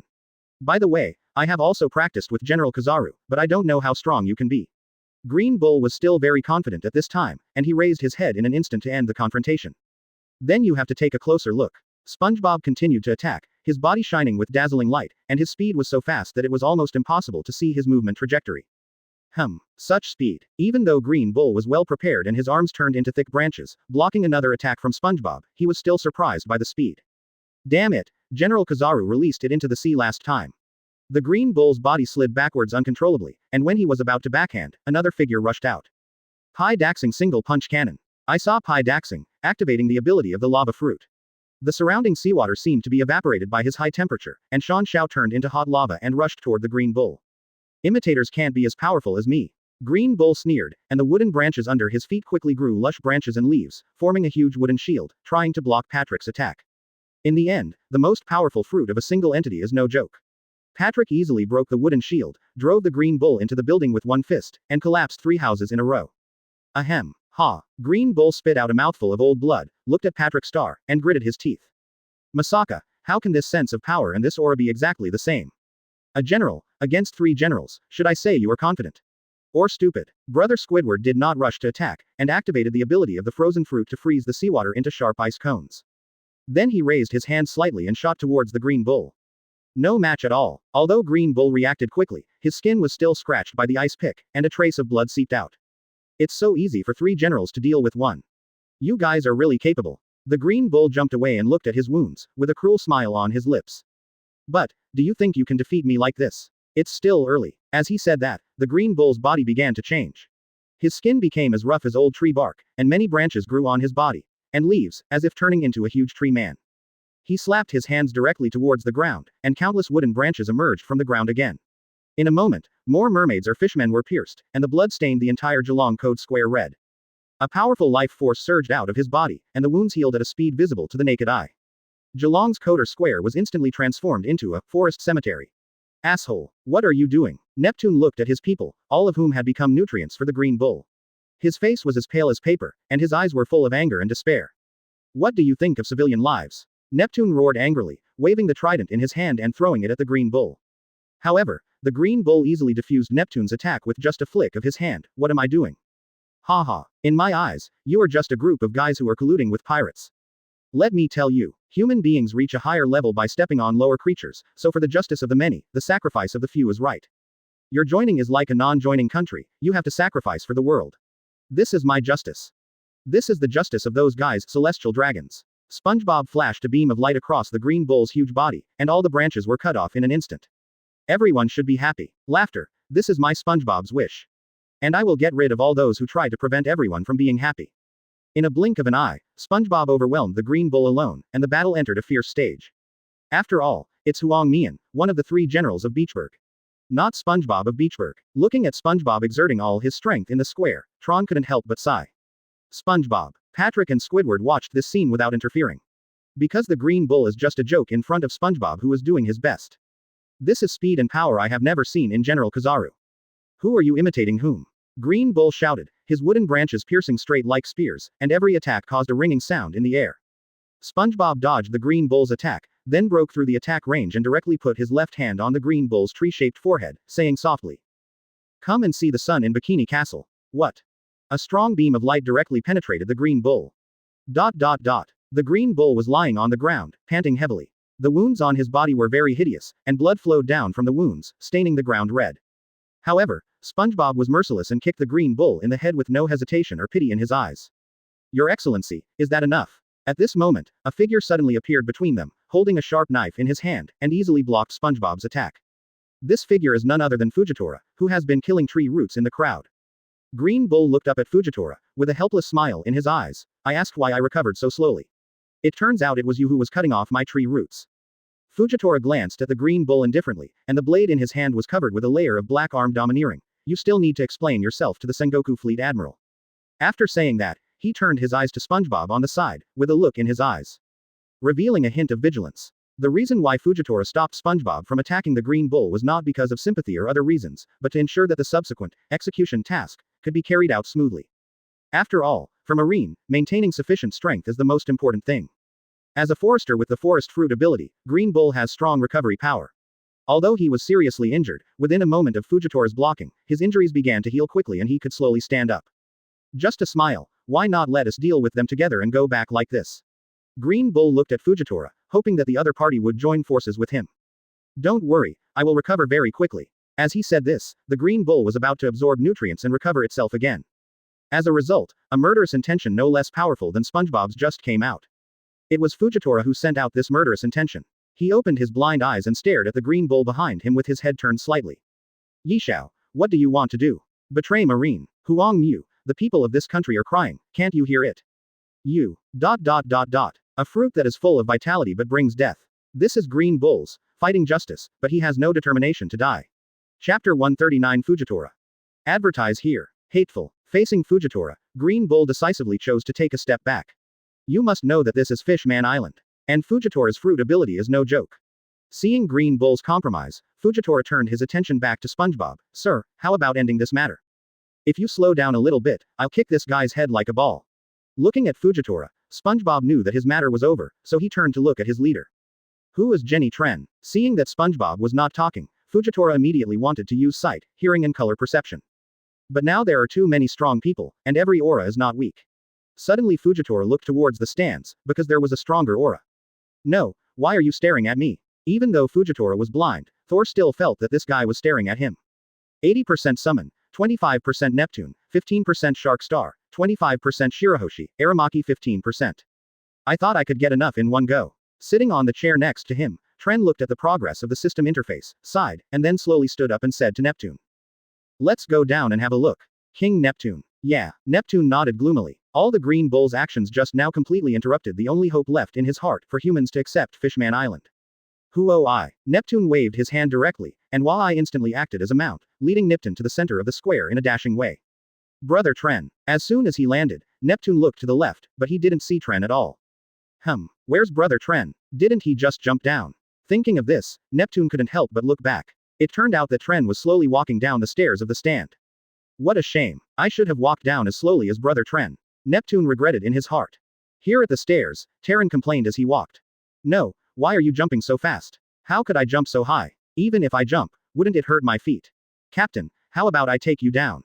Thor suggested, but the crazy expression on his face and his hands ready to move had already given her away. "No, just let them wait." After a long time, Tren finally walked slowly in front of Fujitora and Green Bull. At the same time, all the members of Tren's adventure group also gathered over. "King Neptune." Mr. Fujitora politely greeted the king of Fishman Island. Then he turned to the left and said softly to Thor, who was wearing a maid uniform, "Your Excellency Tren." Green Bull. "So you were really blind. I thought you were faking it." Tron. "Forget it, care for people with disabilities." At this time, Thor on the side couldn't help but remind him, "The leader is on your right." This made Fujitora stunned and thought, No, the aura is so powerful, isn't this the leader? Then, Fujitora continued to guess. Huh. Sorry, you must be the deputy sword ghost Li Jing. Quote. Thor was speechless, not knowing how to respond. Finally, Li Jing, who was still standing next to Grey Wolf with a suppressed smile on his face, sighed and explained, I am Li Jing. Ah, Fujitora was a little confused. Facing the Tren adventure group, he could recognize people by their breath. I can't do that. Open black lens bracket 10% Fujitora close black lens bracket open black lens bracket 90% summon close black lens bracket. I'm here. At this moment, Tren took the initiative to speak, which successfully eased the current embarrassing situation. I'm sorry for the inconvenience to my eyes. Fujitora finally walked up to Tren with a smile on his face. If you have anything to say, just tell me. Tren waved his hand casually. I'm also very curious about the purpose of you two coming to Fishman Island. After all, this is the end, also requires a reasonable reason. Quote. As a member of world government, Marine. Of course Fujitora would not be stupid enough to tell the real reason why they came here. After all, they were at a disadvantage now, so they came up with an official excuse. Shut up, everyone. Neptune yelled angrily. What do you mean by passing by? Didn't you see what this guy just did? What do the lives of the residents of Fishman Island count to him? So what does it mean that Fishman Island is collaborating with pirates? Green Bull retorted, you are. His voice echoed in the air, with a hint of disdain and contempt. However, before Green Bull had finished speaking, Fujitora suddenly took out a marine's cloak of justice from nowhere and quickly put it on him. Then, under the surprised looks of Green Bull, Neptune and others, he knelt down without hesitation. This move shocked everyone, and Green Bull's eyes widened with an expression of disbelief. Yishao, what are you doing? He was about to continue saying something, but found that his body was kneeling down uncontrollably. He struggled to stand up, but an invisible force suppressed him, preventing him from moving. Fujitora lowered his head and said in a sincere tone, I will tell the fleet admiral about Aramaki, and about the residents of Fishman Island. I express my deep apology on behalf of the world government. It's our fault. His voice was low and firm, as if he wanted to release all the guilt in his heart. Neptune looked at the scene in front of him, with a different emotion flashing in his eyes. He understood how much courage and determination it took for Fujitora to do this. Although he was angry at the Green Bull's behavior, Fujitora's actions gave him hope that maybe not all Marines were so ruthless. Tren didn't say much. He knew very well that he and his friends were just passing through here and could not stay here forever to protect Fishman Island. Therefore, it is best to leave the decision-making power on this matter to Neptune himself. Time passed by, and Neptune remained silent, seeming to weigh the pros and cons deep in his heart. Fujitora was still kneeling, motionless, and even used his fruit power to suppress the Green Bull. Get out. Neptune finally spoke, but his tone was full of helplessness and anger. In fact, he also understood what Tren meant. As long as he begged, Tren would kill the two Marine generals in front of him without hesitation. However, as the king of Fishman Island, he could not make such a decision easily. After all, although Fishman Island is now protected by the Tren Adventure Group, once it completely breaks with the world government, the consequences will not be something they can bear. The Tron Adventure Group cannot stay here forever. So faced with such a complicated situation, Neptune could only choose to swallow his anger and let the two generals leave. Chapter 140 The Storm is Rising. Advertise here. A few days later, the atmosphere in the Fleet Admiral office of Marine Headquarters was extremely tense. Aramaki, what exactly do you want to do? Don't you know how dangerous your behavior is? You almost made a big mistake. Fishman Island is Whitebeard's territory. But you had a conflict with Tren and his gang there. Do you understand what this means? At this point in time, I'm afraid they'll hit it off, but what about you? Are you eager to succeed? Bastard. Warring States roared angrily at Green Bull, saliva splashing out like raindrops. Facing Warring States' question, Green Bull shrugged helplessly. I really didn't expect this, Fleet Admiral. There was a hint of innocence in his tone, but more of it was indifferent. Warring States looked at Green Bull's attitude and felt annoyed. He pinched the center of his brows hard, took a deep breath, raised his finger and pointed at the door, and shouted loudly, go to Marigio immediately and be on standby. Get Kizaru back.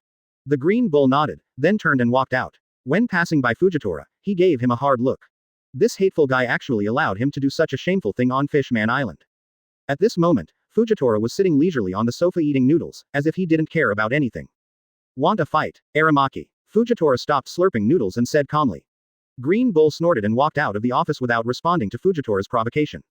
Smile. After the Green Bull left, Sengoku looked at Fujitora. Tren's group is just staying on Fishman Island and has no other ideas. Fujitora told the results of his mission. You know that's not what I'm talking about, Yishao. Warring States said slowly. What is that? Fujitora asked confused. You should know that there are spies from the world government on Fishman Island, and your behavior at that time was a bit damaging. Warring States hesitated to speak. Damage what? Marine's reputation. I've blinded myself because I've seen too many things. When I can't see, justice only exists in my heart. If you are wrong, you are wrong. If you are wrong, you must apologize. This is the first lesson that parents will teach their children. Fleet Admiral Fujitora said calmly. Looking at Fujitora, Sengoku was silent for a long time, and finally said calmly, "Go down. Have a good rest, you will be very busy next time." He is well aware of Fujitora's character and conduct, and Sengoku is also well aware of Fujitora's concept of justice, but now is not the time to discuss these. Fujitora bowed slightly, then turned and left the room. Zheng Guo was left sitting there alone, looking out the office window and muttering to himself, "It's almost here." Undersea Great Prison, Impel Down City. A dog-headed warship sailed past the Gate of Justice and then slowly docked in the harbor. As the warship stopped, a figure stepped off the warship. This person is none other than Garp. Lieutenant General Garp. Kirby and Balloon were about to follow, but were stopped by a man wearing a light suit and a cloak of justice. "We'll just stay on the boat," Bogart said. Adjutant Bogart. Kirby and Bellumber looked at each other and shook their heads helplessly. In the end, the two chose to stay on the boat. Bogart watched Garp walk into Impel Down and sighed in his heart. Since that meeting, all of Garp's duties have been suspended by the Warring States period, and he can only stay in Marineland. Sengoku's original words were, "Garp, you are his grandfather after all." Even this time to push forward the city, the Warring States period had considered it for a long time, and it was even allowed near the time. As Garp's adjutant, Bogart naturally knew these things, but he didn't know how to comfort Garp. "It's a pity that Lieutenant General Garp doesn't smoke," Bogart said to himself. On the 6th floor of Impel Down City, in a cell, Ace was hung up by his hands, and his feet were also tied with heavy shackles, all of which were made of sea stone. Ace was injured and panting. It was obvious that he was completely defeated in the battle with Blackbeard. At this time, there was a sound of footsteps. Ace coughed a few times, then raised his eyes slightly and looked towards the cell door. Old man. Looking at Garp standing outside, Ace showed a hint of surprise. Garp looked at Ace's injuries and couldn't help but clench his hands, but because of the guy not far away, he still said in a cold tone. "Suffering such a serious injury, you can still survive until now. Ace. Thanks to you, Marine and the world government are already in chaos." Having said this, Garp sat down directly. Kill me now." Looking at Ace who was begging for death, Garp sighed, "It's too late. When I came to see you, the sea must have been boiling, right? Ha ha ha. That guy with white beard will never give up." Quote. Upon hearing this, Ace's pupils trembled, and he stared at Garp in front of him, biting his lip helplessly with his teeth. Open black lens bracket today's special headlines. After a rigorous discussion, the Marine headquarters decided to publicly execute Portkas D. Ace, the leader of the Whitebeard pirates, in Marineland in 7 days. On the Moby Dick, the Whitebeard pirates looked at the information in the newspaper. For a moment, everyone was caught in an unbelievable scene. Whitebeard's face was even more gloomy, and a terrifying coercion spread. Ace. New World, Kasha Island. The red-haired pirates looked at the flag of the Tren Adventure Group on the island and stopped helplessly at an entrance to the coast. What does Marine want to do? Shanks looked at the newspaper in his hand and frowned. Whitebeard, Tren, Kaido, Bigmom, and you Shanks. Beckman took a puff of cigarette. You think there's going to be a few people absent? Looking at Beckman's eyes, Shanks stared at the sea. The sea is boiling. Grand Line, second base of the Revolutionary Army, Bic Island. Luffy. Long looked at the newspaper and couldn't help but worry about his son. He knew Luffy's character very well. The last scene turned to New World, a rough sea area, with waves rolling like angry dragons and dark clouds rolling in the sky. The Black Pearl, which had left Fishman Island for a long time, was floating alone on the sea. On the deck, Tren was holding the newspaper in his hand, with the corners of his mouth raised. Looking at Luo, who provided him with 10% of his emotions, he gently pressed the system's once again flashing summon button. The fun has begun, but, at this point, a joking smile appeared on Tren's face. He raised his head and looked toward the sky. I saw a huge green dragon wandering in the clouds in the sky, as if waiting for something. The corner of Tren's mouth rose slightly, a trace of excitement and expectation flashed in his eyes, and he placed his left hand lightly on his waist and put the gambler on the handle. Now I have to deal with you masochist first. Chapter 141. Minecraft, the world of cubes, I am the first side of the player. I also fought Hin in my world, and I won, but Hin was right, gods bleed. But don't die. I couldn't understand it at first, but later I understood that he is me and I am him. Introducing the 10th partner, Steve. I found you. In the sky, Kaido transformed into the form of a blue dragon, his huge body coiled around, and his pair of dragon eyes, staring at the Black Pearl like a small boat on the sea. Ever since the drought was broken by Li Jing's sword, Kaido felt itchy. You know, he's been looking for someone to kill him. For this reason, he was defeated 7 times, was arrested 18 times when he challenged Marine and 4 emperors alone, was tortured more than 1,000 times, and was sentenced to death 40 times. But even if you are hanged, the chains will be broken, even if you are led to the guillotine will be shattered, and even if you are stabbed with a spear, the spear will break. What is known is that as many as 9 great prison ships were sunk by him. No one has ever been able to kill him, not even himself. So ever since Tren killed the Golden Lion, he had been looking forward to this young man. Now, almost 3 years later, I finally got what I wanted. On the Black Pearl, Luo was still tied to the sail pole as always. He didn't know why Tren had been taking him with him. But this kind of prison life is really uncomfortable, and the most important thing is, why can't it be cute platelets that feed him, but Patrick Star? He's hungry 9 times in 3 days. Master Tren, you are crazy and don't leave quickly. Are you serious? How many ability users are there on the ship? If Kaido shoots him down, everyone will be dead. Luo shouted, looking exhausted. Haven't you been looking forward to getting Doflamingo since you left Fishman Island? Now let's go straight to find the biggest boss behind us, shall we? Tren turned around and smiled. He is a dragon, and I am also a dragon, Tisk. Do you want to take action too? After all, it has been a long time since we played. Thor pursed her lips with a sad look on her face. She used to play with Kana. Li Jing, you won't get my botanical garden later, will you?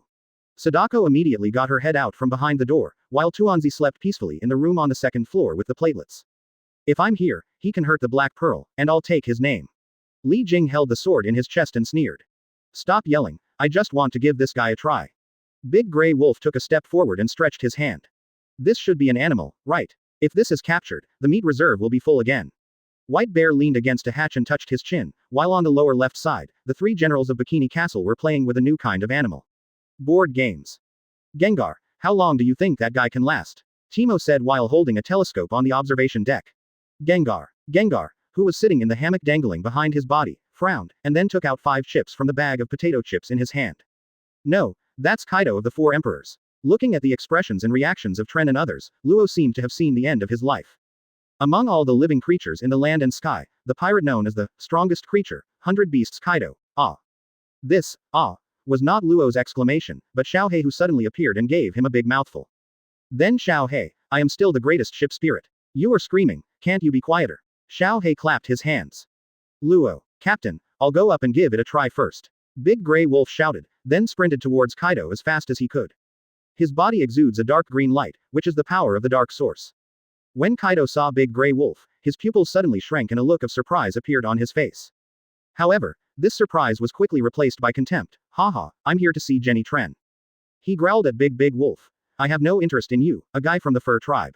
After saying that, he opened his mouth, and a hot breath spurted out of his mouth. This breath forms a powerful breath. The attack range of the breath is several kilometers long, which is daunting.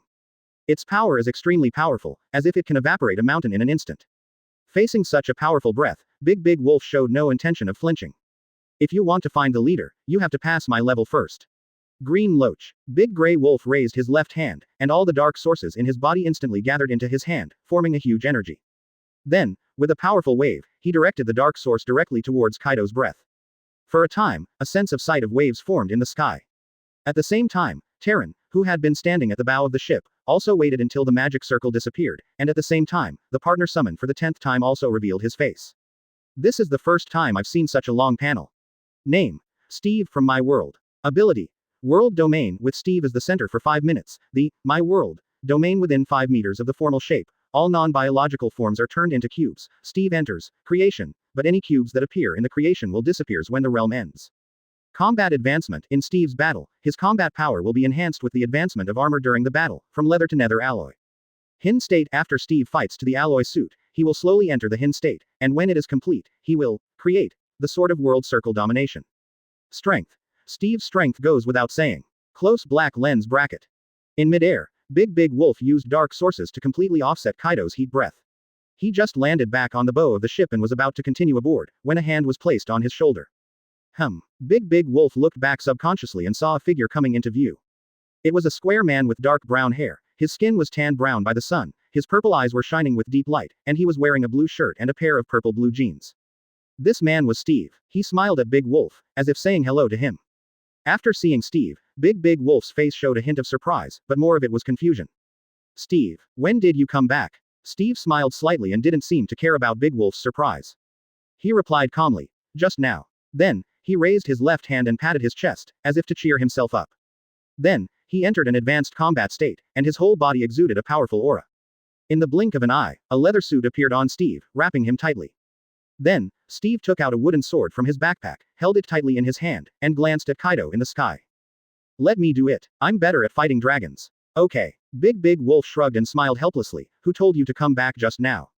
This guy. Thor next to Tren heard this and pouted. He's the best at fighting dragons.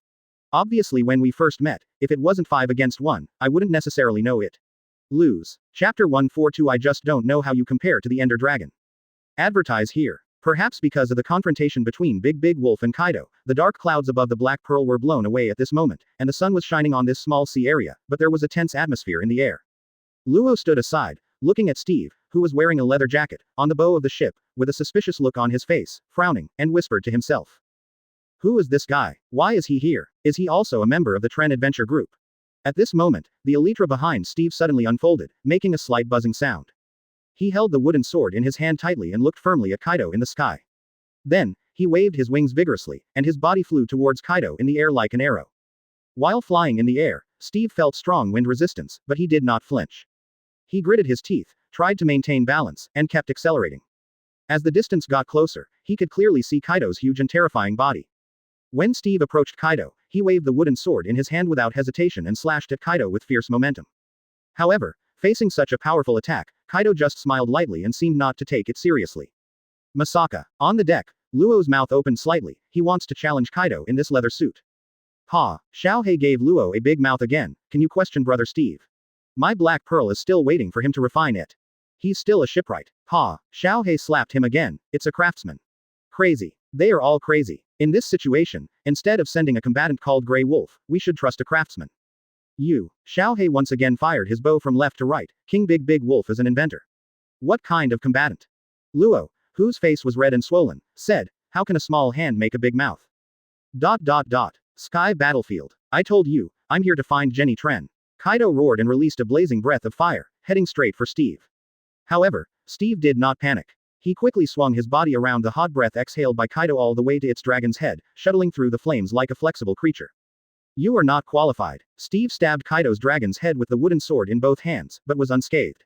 His blow seemed to be diffused by Kaido's defense, as if he was just a powerless child challenging a powerful giant. Oh la la Allah. Looking at Steve holding the wooden sword and landing on his dragon's head, Kaido laughed, and the laughter was deafening. What are you doing? Are you tickling me? He said mockingly, his eyes full of contempt. But Steve was not angry, but showed a faint smile. I hope you can laugh all the time. He said softly, with an elusive meaning in his voice. As his words fell, the armor on Steve's body began to change. The original ordinary leather armor gradually became hard and smooth, shining with a metallic luster. At the same time, the wooden sword in his hand also began to deform, and the blade became extremely sharp and shone with a cold light. Leather equals iron armor. Kaido's eyes gradually became serious. He felt that Steve's strength had improved, but it was still useless. Not only will I laugh, I will also kill you. Kaido turned over and threw Steve off. Hot breath. Kaido roared, and once again released a blazing breath of fire, heading straight towards Steve. After all, in this form, his normal attacks were only effective. Hey. However, Steve did not panic. He quickly activated his ability, World Domain. In an instant, with him as the center, the space within a radius of 5 meters underwent earth-shaking changes, and everything turned into a square shape. The fire breath also turned into a ball of flame cubes in this field, and Steve took out a shield from nowhere and easily blocked it all. Iron armor equals golden armor. What kind of fruit power is this? Kaido looked at all this in surprise, and then spit out a large number of wind blades from his mouth that were like the slashing of a sickle and weasel. Bad wind. This is torn apart along with the armor and weapons. It depends on how you defend yourself. Kaido's pupils shrank. Seeing these wind blades coming, Steve directly cancelled the world realm. After all, there were only 5 minutes, and cancelling would pause the time. We can't waste time. There is also a golden armor in front of the diamond. The defense is too poor. Thinking of this, Steve took the opportunity to launch a counterattack. He waved the golden sword and rushed towards Kaido. However, Kaido's dragon scales have extremely strong defense, and just as Steve thought, the attack from the golden sword failed to cause substantial damage to him. Stop tickling you bastard. Looking at Steve who kept scratching his body with the golden sword, Kaido's whole body began to writhe, and the battle continued like this. As time goes by, Steve's armor gradually improves. Golden armor equals diamond armor. The moment the diamond armor was put on his body, Steve felt a powerful force pouring into his body. Then he made a gliding turn and came to Kaido's side, and slashed away with the diamond sword in his hand. Now it's time to scratch the itch. Bang! Roar! The moment the sword penetrated his body, Kaido's pupils dilated instantly, and then he let out a deafening cry. Then Kaido turned his head and stared at Steve, who had the diamond sword stuck in his back. What did you, this square guy, do? Asshole. You must know that the last time he was injured was when that guy Odin used Odin's two-sword style Taoyuan 10 punches to severely injure him, leaving a permanent X-shaped scar on his right abdomen. Don't you like to be tickled? I'll scratch you enough now. Steve raised the corners of his mouth, and then used the mobility of his elytra to start tormenting Kaido crazily. Ah! Kaido stared at Steve angrily, watching him keep scratching his body with the diamond sword, feeling furious in his heart. Every time the sword light flashed, Kaido felt a stinging pain, and he regretted for a moment. If he had known better, he would have found a place with an island nearby before taking action. Now in the green dragon form, facing little Steve is a group of people who feel uncomfortable. Tornado. Kaido couldn't bear it anymore and directly drove his huge dragon body to rotate in a circle at an astonishing speed, instantly forming several huge tornadoes. These tornadoes seemed to be alive, roaring towards Steve. And Steve was also driven by the powerful wind energy, blowing out of the range of Kaido's body. Faced with such a strong wind, he had to give up the attack and chose to retreat to the high sail pole of the Black Pearl. At the same time, he flicked the diamond sword in his hand, and then the armor on his body changed again. Unlike the bright diamond suit, this suit of armor had a rustic feel. Diamond equals nether metal. Looking at the nether alloy sword in his hand and the world realm with 4 minutes left, Steve's face turned cold and he stared at Kaido floating in the sky not far away. I just don't know how you compare to the Ender Dragon. Chapter 143 Falling Dragon. Advertise here. You guy. Kaido also stared at Steve, his front feet full of flames. Phew. Suddenly Steve appeared in front of him, with some ender-like particles flashing beside him. If you want to see clearly. Steve raised his netherite sword high and slashed hard. At the same time, his left eye is like a light bulb. This is because the netherite is in the hin state as it evolves. It's definitely not speed, this guy was in front of me in an instant. Looking at Steve Kaido in front of him, he felt unprecedented pressure. He roared, and several purple lightning bolts struck straight from the sky. World Domain. Steve opened Minecraft, and entered Creation, at the same time. In an instant, an obsidian wall was created above his head, perfectly blocked, and then quickly demolished because it can only exist in the world domain time interval. Looking at Steve, who was making things up out of thin air, Kaido did not hesitate and continued to activate Bad Wind. However, Steve in his half-hin state seems to be able to handle these attacks with ease. He wielded the nether metal sword and neutralized Kaido's wind blades one by one. It's my turn. After dealing with the last wind blade in front of him, Steve, under the creation of the world realm, instantly took out several ender pearls. Ender time difference. Steven threw out all the ender pearls instantly, and based on the teleportation time difference of each one, more flowers bloomed. Kaido's whole body was chopped off within 5 seconds. Seeing himself being easily broken through, Kaido was in pain for a moment, letting out a scream and moving his body wildly. Don't underestimate me, you bastard, Kaido shouted, and then centered on his body, purple thunder fell all around him. Then he turned his body crazily to release the bad wind, and finally the rotating body created a huge tornado, making the sea surface look like a dragon sucking water. The wind blades of bad wind also shoot out from the tornado. Thunder, tornado and bad wind. On the Black Pearl, Li Jing unsheathed his sword with one step, and with a few instant cuts, he instantly eliminated all the wind blades approaching the Black Pearl. Steve, I'm on board. Li Jing smiled slightly and looked at Steve in midair. At the same time, Kaido's huge tornado in the sky came straight towards Steve. Because wind cannot completely offset the block effect in the world area. So Steve created a 4-square platform directly under his feet, and tried to maintain balance while wielding the netherite sword to cut off the wind blade. What's wrong, kid? Keep going. If you don't continue, I won't be polite. Kaido shouted loudly. Big Dragon Flame Torch. As Kaido finished speaking, a powerful aura burst out from him, and his body began to spin rapidly. At the same time, Kaido's body turned red, as if he had turned into a huge fire dragon. His body was burning with blazing flames, and the temperature of the flames was extremely high, enough to melt anything. The surrounding air was also distorted by the high temperature on Kaido's body, forming a huge heat wave that spread to all directions. Looking at the tornado wrapped in flames, Steve showed no fear at all. He looked at the world with only 1 minute left, smiled slightly, and said softly. World Domain. Standing within 5 meters, forming a circular shape and completely entering my world, Steve entered Creation. At the same time, the originally normal eyes began to be slowly assimilated by Hin, which meant that he was about to enter the final stage. You can't use that sword to deal with this guy. Thor looked at the current Steve and couldn't help but think of the sword of universal domination that scared her too. No. Tren looked at Steve and smiled confidently, because this guy prefers to use bows and arrows to fight dragons. After Tron finished speaking, Steve raised his left hand slightly, and a strange-looking bow and arrow was created. Looking at the bow and arrow, Steve continued to whisper, enchanting. In an instant, an enchantment platform appeared, and the bow and arrow also floated on it. Immediately afterwards, several enchanted books appeared out of thin air surrounding Steve, each one exuding a faint purple light. Every time Steve waved his hand, an enchanted book melted into the bow and arrow, and a sound of knocking was heard. Strength V, Speed V, Penetration V, Impact V. Looking at the enchanted bow and arrow, Steve did not end, but raised his hand high and a real strange hammer appeared. Craftsman's Soul. As soon as Steve said this, countless entries surrounded him, and Steve silently selected one of them. Arrow of the Fallen Dragon.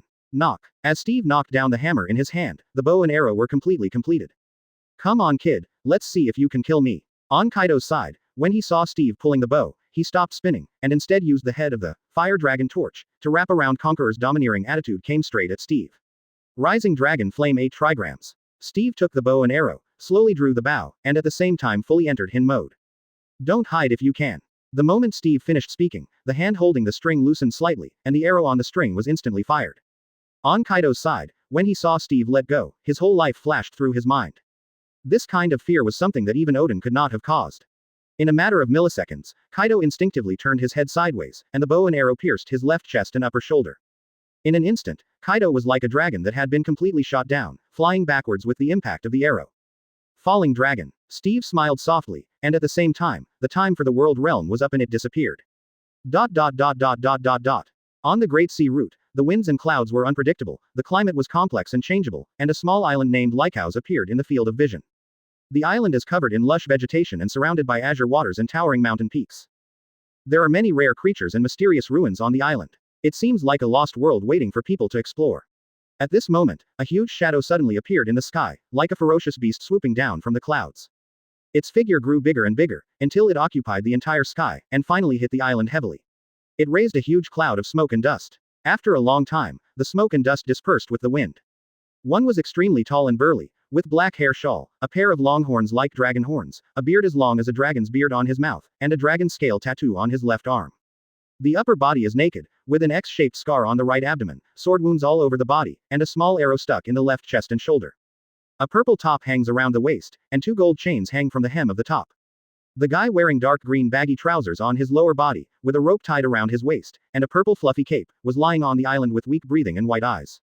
This is known as one of the strongest creatures, one of the 4 emperors. Kaido of the 100 Beasts. Chapter 144 Kaido is ignored. Advertise here. I thought I wouldn't hide. Looking at Kaido disappearing from his sight, Steve slightly fell back to the Black Pearl. When Steve returned to the deck of the Black Pearl, a burst of cheers broke through the tranquility of the sea. Steve. Tren was the first to rush forward and hugged Steve. After all, this was a character he could only see in the game before. Okay, leader. It would be rude to hug him again. Steve looked at Tren holding him and patted Tren's back crazily, especially in front of Thor's eyes. I thought you would come back earlier. Li Jing stood aside, smiling and shaking his head. Then he went to Steve's ear and whispered softly, "You're back now, I'm counting on you for the tea set." Come on, Li Jing, don't worry about your tea set. Big Wolf stepped forward and nodded to Steve, but you are still so strong. Steve, quote. This is easier to fight than the Ender Dragon. Steve scratched his head and smiled. It seems like it's going to be lively again tonight. Sadako held gardening tools in her hands. Seeing Steve, she smiled warmly, as if the spring breeze was blowing, making people happy. Steve. At this time, Timo, this small and agile Yordle, jumped out from the observation deck on a rope. He waved his hands and circled excitedly around Steve, as if celebrating his return. Gengar. Gengar grinned widely and stared at Steve closely, seeming to be examining his changes. Steve. The 3 generals of Beachburg also came to the deck, just asking for obvious. My flute, my shovel, my stomach. Patrick, White Bear should be responsible for your stomach. White Bear was wearing a white apron and holding a cooking spatula in his hand, smiling and shaking his head. Then he looked at Steve and said, "Long time no see, Steve."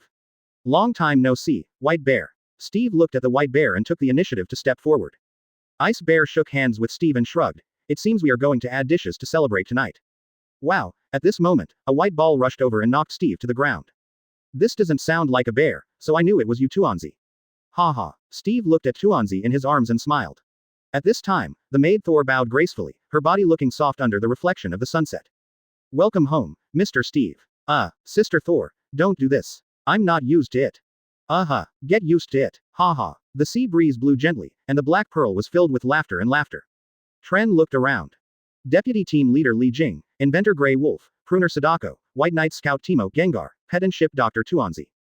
Chef White Bear, Sous Chef SpongeBob, Maid Thor, Flute-playing musician Squidward, Leftover cleaning master Patrick. Now the puzzle of the adventure group will include Steve, one of the craftsman group.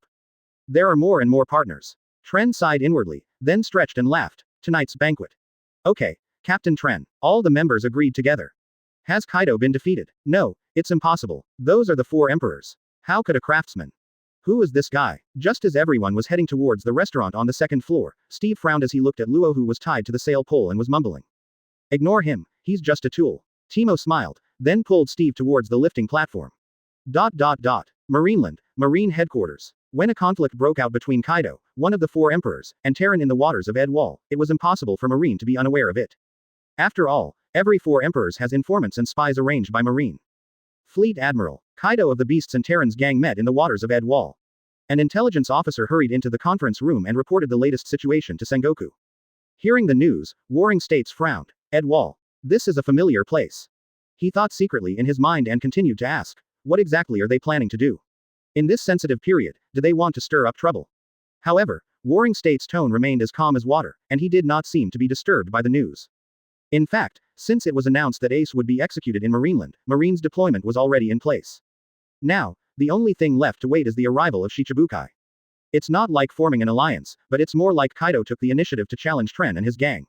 The intelligence officer said while staring closely at the intelligence document in his hand, with a hint of surprise in his eyes. There was a battle between the Beast Pirates and the Tren Adventure Group. No, Fleet Admiral. The intelligence officer swallowed, and then continued to tell the content of the file. Yesterday, Kaido, one of the 4 emperors, intercepted the ship of Tren's group in the waters of Admiral. Immediately afterwards, a battle broke out between the 2 sides. Hearing Sangguo frown slightly, the intelligence officer also said the last sentence. The ending. Kaido of the 100 Beasts is defeated. His figure disappears above the Sea of Adwal, and he does not know whether he is alive or dead. Didi. Just as the intelligence officer finished speaking, the phone in Warring States' office rang. Fleet Admiral, this is Grand Line Base 32, I am Colonel Ka. We found Kaido, one of the 4 emperors, on the small island of Lycaos. Kaido was discovered in the Grand Line. Sengoku looked confused, didn't he fight with Tren and his gang in the New World? Grand Line, Lycaos, 4 warships surrounded the island, and Colonel Ka listened to the words from Fleet Admiral and looked up at Kaido, who was lying on the island with wounds all over his body and too much air in and out. Pursed his lips, and sighed inwardly, I'm curious too. You can't just go out on patrol and catch the 4 emperors and go back, right? Who knows if Kaido is suffering from another illness? After all, this guy was caught by the Marines many times, but he always woke up and destroyed the warship and ran away. Kao looked at the warship and said to the phone bug, Fleet Admiral, arrest or not, Kaido has many wounds on his body, as if he had a fight with someone. He has been in a coma. I don't know when he will wake up. Come over. Warring States frowned. Forget it, ignore him. There are no giant capture ships that can pass through Impel Down City now, so you retreat. Ka nodded and said, understood, Fleet Admiral. After hanging up the phone, Warring States sat at his desk and began to think deeply. Appearing on the Grand Route, even if Kaido could fly, he couldn't be so fast. Thinking of this, Sengoku had to face another problem, which was to defeat Kaido's Tren Adventure Group. Of course, Sengoku and the spies didn't know the truth.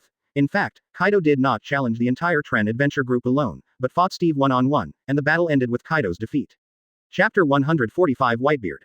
Advertise here. No, there must be no accidents in the execution 5 days later. Warring States said with a frown. He couldn't help but feel a headache when he thought of what happened to Tren and his gang in Red Harbor.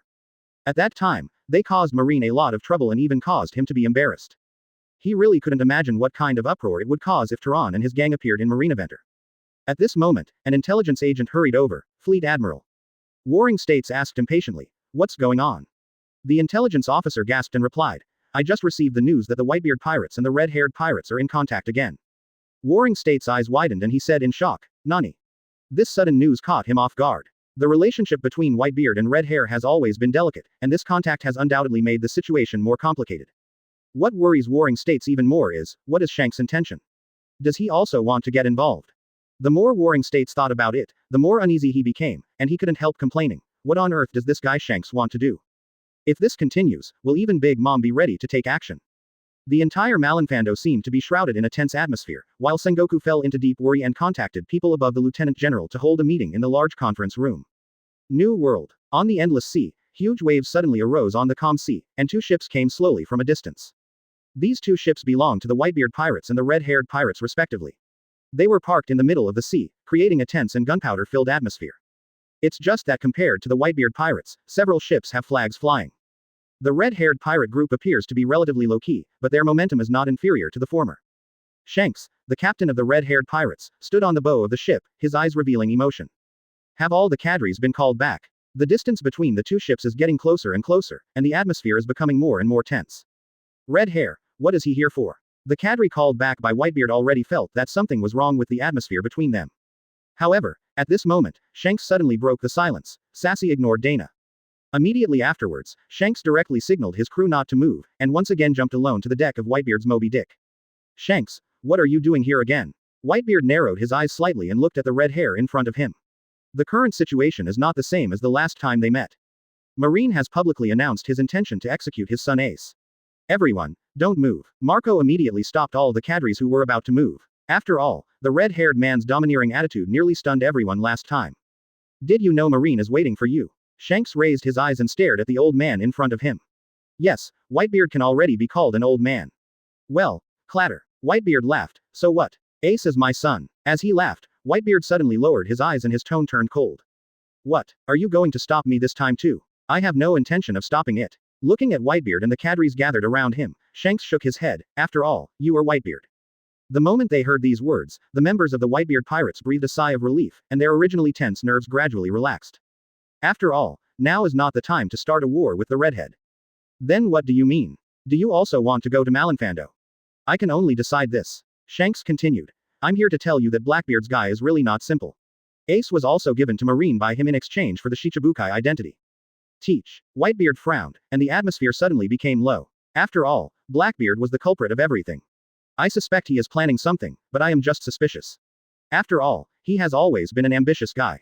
I will kill him myself. Whitebeard snorted. Shanks shook his head helplessly, with a solemn look on his face, and reminded, don't underestimate him. After hearing these words, Whitebeard's eyes became sharp, as if to penetrate Shanks' heart. He looked at Shanks quietly, waiting for him to continue. You didn't just come here to tell me this, right? Shanks. Whitebeard's voice was low and powerful, with an unquestionable majesty. Shanks took a deep breath and said slowly, Jenny Tren. His tone dropped slightly, as if the name made him feel a little heavy. It can be seen from his expression and tone that Tren is even more threatening in his mind than Blackbeard. That young brat had a conflict with Marine on Fishman Island not long ago. He's an interesting guy. Whitebeard's laughter echoed in the air, and his face was filled with a touch of joy. When he first heard that Tron had entered Fishman Island, he thought that Whitebeard was very pleased with Trent's relaxed and cheerful attitude. Whitebeard, Jenny Tren is not simple. Shanks frowned as he looked at the raised white beard at the corner of his mouth. Perhaps he will also appear in Marine Adventure by then, and Shanks' voice was low and serious, and he was well aware of the threat that Jenny Tren might bring. He wanted to remind Whitebeard, but Whitebeard interrupted him rudely.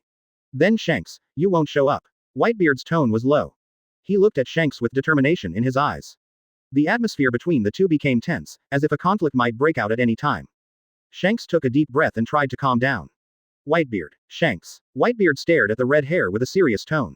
There will always be someone to replace you in the new era. You replaced us, and he replaced you. Whitebeard's eyes darkened as he spoke. In fact, he also met the Black Pearl when he was in the New World. In other words, the Black Pearl stopped at a small island for a banquet. When he saw Trent singing and dancing with his friends, he knew that Trent was not Rox. Rox relied on profit and strength to suppress them at that time, but Trent and his group were different. He already had a family, and he knew the emotion clearly. Everyone was happy from the bottom of their hearts. The feeling of being as close as family. So no matter how many times he chooses, he will always save Ace. Because that's his Edward Newgate son. Chapter 146 Double Red Stick. Advertise here. In the Marine headquarters, the atmosphere in the Marine Fando conference room was solemn and solemn. All the lieutenant generals sat neatly in a row, with focused expressions and firm eyes. Although this meeting required generals at the level of lieutenant general and above to participate, the 5 generals did not appear at the scene. After all, generals have different schedules and work responsibilities, and they need to handle more important matters. Warring States Fleet Admiral sat quietly in the main seat of the conference room, his eyes revealing a thoughtful light. He stared at the lieutenant general next to him who was wearing small sunglasses and an afro, and said softly, let's get started. Let's prepare for possible unexpected situations in the upcoming execution, and just let the people outside newcomers, let's get to know these guys again. Yes, Fleet Admiral. The lieutenant general nodded slightly, indicating that he accepted the order. He stood up, walked to the small panel in front of the conference room, and took down the 5 wanted posters one by one without hesitation. Then, he walked steadily to a telephone bug full of futuristic technology. This special phone bug has unique features that allow it to quickly scan and identify items. The lieutenant general carefully placed the 5 wanted posters in front of the phone bug. The phone bug immediately opened one eye and began to scan the wanted posters. At the same time, a projection cloth was pulled down from the top of the conference room. For a moment, all the lieutenant generals, including the other Marines at the door who did not have enough military ranks, were attentive. Let's sort out the pirates who may appear at the execution site now. The lieutenant general said in a calm tone. At this time, the first wanted poster was reflected on the projection cloth. First of all, he will definitely appear at the execution scene. The former crew member of Rocks and now the captain of the Whitebeard Pirates is known as the strongest man in the world. The bounty is as high as 5,046,000,000 Baileys. Whitebeard Edward knew. Gate. After hearing this, many lieutenant generals couldn't help but take a breath of cold air. The strongest in the world, Whitebeard. Looking at the man on the wanted poster, all the lieutenant generals couldn't help but be shocked. Being the strongest in the world is no joke, it's a title you earned. Especially since this is the enemy Marine we'll definitely have to deal with next. Then I had 2 contacts with Whitebeard, the most recent one. He is the second youngest among the 5 and is deeply trusted by his subordinates. Led by Beckman, Lou, and Jesus Bu, all of his cadres are famous and have high reward rates. The most average, the boss of the red-haired pirate group known as the Ironwall Pirates, with a bounty of 4,048,900,000 belly, the red-haired Shanks. Everyone's attention turned to the red-haired wanted poster again. The red-haired pirates. Will they come too? It's impossible. How is it impossible? Red-hair just met Whitebeard today. There is also a natural monster that attacked the village of Elbaf when he was young. Together with 85 children, relying on blood as a bond, the dictatorial queen established a desert kingdom called 10,000 Kingdoms with a bounty of 4,388,000,000 belly. Big Mom Pirates Captain, Charlotte Linlin. And when he was young, he was an intern of the Rocks Pirates. Later, he relied on his personal strength to win the support of many brutal pirates and became the 4 emperors. The one with a bounty of 4,611,000,000 Baileys, the governor of the Beasts Pirates, and the 100 Beasts Pirates. Beast Kaido. Is it the Rocks Pirates again? After hearing Kaido's introduction, these lieutenant generals couldn't help but become curious. After all, everyone knows the 4 emperors, but the Rocks Pirates are different. They look at each other, seemingly confused by this frequently mentioned name. Have you ever heard of this pirate group? One of the lieutenant generals asked. The other lieutenant generals shook their heads, saying that they had never heard of the existence of this pirate group. I haven't heard of it either. Another lieutenant general agreed. Even the Marines who were not lieutenant generals at the door of the conference room were lost in thought, full of questions and curiosity about this mysterious Rocks pirate group. Rocks. At this time, Sengoku, who had been quietly watching the meeting, spoke up. After all, it is a piece of history with nothing to hide. The Rocks Pirates are the most powerful pirate group of our time. Every member on the ship is simple: Whitebeard, Kaido, Bimom, Golden Lion Shiki, Captain John, Akoku. When Sengoku said this, he paused for a moment, then looked at the other people, his eyes full of helplessness and sigh. Do you know now? Warring States continued. After hearing these words, everyone in the conference room showed surprised expressions. They couldn't believe that so many powerful people came from the same pirate group. The lieutenant generals were relatively calm, and at most they sighed inwardly, while the expressions of the young junior marine at the door became more exaggerated than the other. Perhaps you haven't seen it, but there is a guy now who is similar to Rocks back then. Sengoku said, casting his eyes on the man on the projection cloth. The man on the projection cloth is tall and has well-defined muscles. He is wearing a black lining, has slightly long hair, and has a faint smile on his face. He looks very confident and calm. The lieutenant general in charge of the introduction took a deep breath and continued. He has been at sea for less than 4 years. He is the youngest among the 5 and has the lowest bounty. In his early years, he was famous for killing the Golden Lion Shiki, and then he defeated the 2 generals Aokiji and Kizaru in the Grand Line. The members of the entire adventure group are individually powerful, first triggering the Battle of Red Port, and then annihilating the Akoku Pirates as a group in the New World. The bounty is as high as 3.4 billion Baileys. The leader of the Tren adventure group, who is specially called by the world government as pure evil, Jenny Tren. At the same time, he is also the guy most likely to appear at the execution site. Hearing this, Sengoku frowned slightly and commented slowly, Tren's gang is as powerful as the Rocks Pirates back then. Then Sengoku's tone suddenly became serious, especially since they defeated Kaido, one of the 4 emperors, in Adwal yesterday. Holy shit, are you really that bad? In a certain sea area, on the deck of the Black Pearl, Tren raised his eyebrows and looked at his system warehouse with excitement. I saw the gifts he received from 3 summons lying quietly in the warehouse, namely, Sun Shadow Veil, Light of Eternal Night, Double Flower Red Stick. Tisk, the name just looks like it's a good thing. Looking at these 3 props, Terran's heart trembled with excitement. Take a look at this first. Tren took out the first Sun Shadow Veil and suddenly a lace veil appeared in his hand. Maybe there are other special abilities. Terran comforted himself, and then clicked on the introduction. Sun Shadow Veil. The touch of lace is like the shadow of the sun shining on your face. Close black lens bracket. Damn. Terran threw the veil onto the deck, it's a real veil.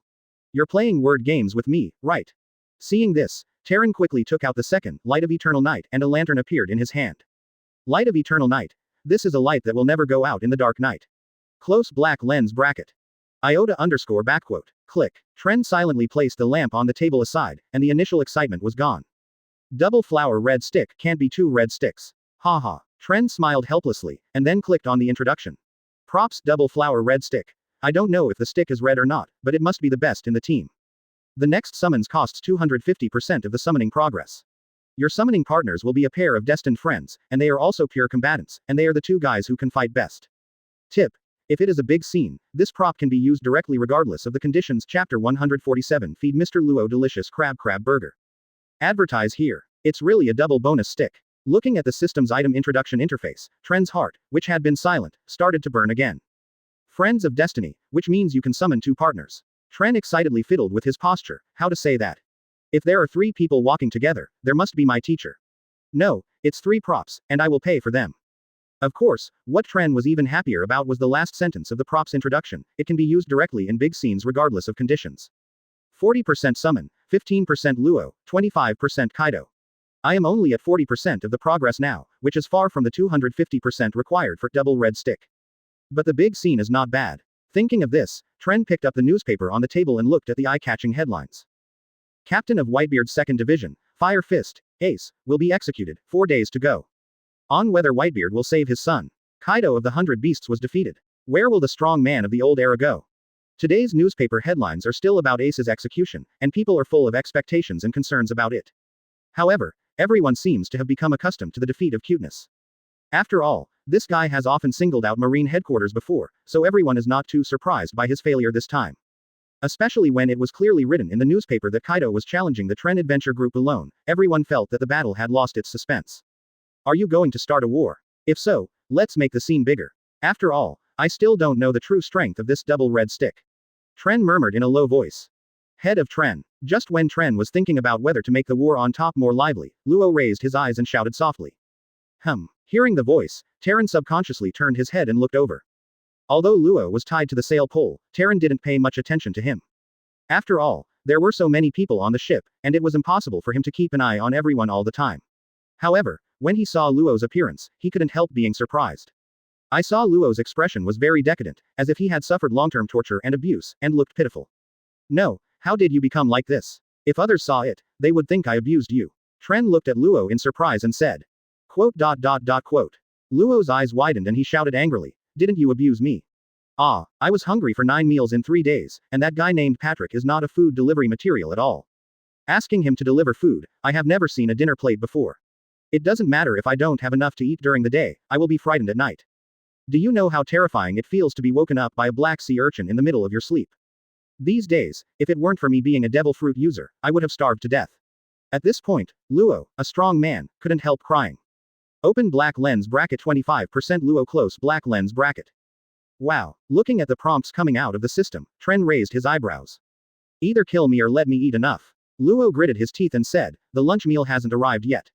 Slander. You are nakedly slandering Patrick. At this time, Patrick stood up with a righteous face. Oh, Patrick, is this true? SpongeBob looked at a certain starfish with obvious traces of extra food around its mouth. Of course, SpongeBob. Patrick nodded. You know best what kind of starfish Patrick. Besides, I'm already full, how could I still eat from him? Quote. But, we give him food first before eating every day. SpongeBob wondered. Oh, no, SpongeBob may be my second personality that has awakened. Patrick suddenly opened his mouth wide. What, second personality? SpongeBob asked in surprise. That's right, SpongeBob. Sometimes I suddenly turn into another person and do some weird things. But that's not the real me, but my second personality. Patrick explained. What should we do? SpongeBob asked worriedly. Don't worry, SpongeBob. As long as we find a way to control my second personality, this situation will never happen again. Patrick comforted. Do you think I'm a fool? If he hadn't been locked up by the Halu Stone, he would have risked his life to give these two guys a torn-apart splicing feast. Quote. Forget it, I'll cook it for you on the spot. You must be starving after so many days. SpongeBob ignored Patrick and took out his spatula. Don't worry, I will make it up to you. No, what do you want to do? Looking at these two guys, Luo swallowed and felt something was wrong. Steve, SpongeBob yelled. No problem. Steve, who was bored fishing, instantly built a temporary frying pan station. Come here. Feed young Master Luo some delicious crab burger. After a while, Patrick, don't do this next time. Look how hungry he is. Luo burped, and his whole body slumped there like a puddle of mud, as if he had lost all his strength and spirit. I hate bread slices, starfish-flavored underwear and delicious crab burgers. After Patrick and SpongeBob left, Luo slowly turned his eyes to Tren and asked in a low and hoarse voice. Apu, who was captured with me at the time, is dead. Although Luo is trapped here now, the brains of smart people will never stop thinking. Asking knowingly, Tren smiled slightly. Hearing this answer, Luo was not surprised or angry, but calmly analyzed the current situation. What do you want to do? If you just wanted to kill me, you would have done it long ago. But you have been keeping me tied here. Do you have other purposes? Or, you also long for immortality? At this point, Luo's eyes were locked on Tren, trying to find some clues on his face to find out the answer he wanted. However, what is disappointing is that Tren's mood has not changed at all, not even a little bit. He just frowned slightly and said calmly, actually, I want to treat you as a temporary tool. Do you believe it? Tool man, Luo sneered, with a flash of disdain in his eyes, you want me to help you with the immortality surgery, right? Humph, this is really a good adjective, ha ha ha ha. Chapter 148 Let's go, Malinfando. Advertise here. Looking at Luo who was sneering at himself, Tren rubbed his eyebrows and sighed, forget it, someone will continue to feed young Master Luo. Ahem. Before Tren finished speaking, Luo straightened up, stared at Tren angrily, and shouted, isn't it? I can't think of any other reason. Tren glanced at Luo lightly and said calmly, that's why there is no reason. In fact, he did use Luo as a tool at the beginning. After all, the summoning needed some help at the time, and Luo just met the conditions. But now, he has changed his mind. I can let you go if you want. Moreover, I also know your true intention of encouraging me to find Doflamingo all the way. Tren said slowly, with a faint smile on his lips. However, in the face of Tren's words, Luo did not show the slightest surprise or fear.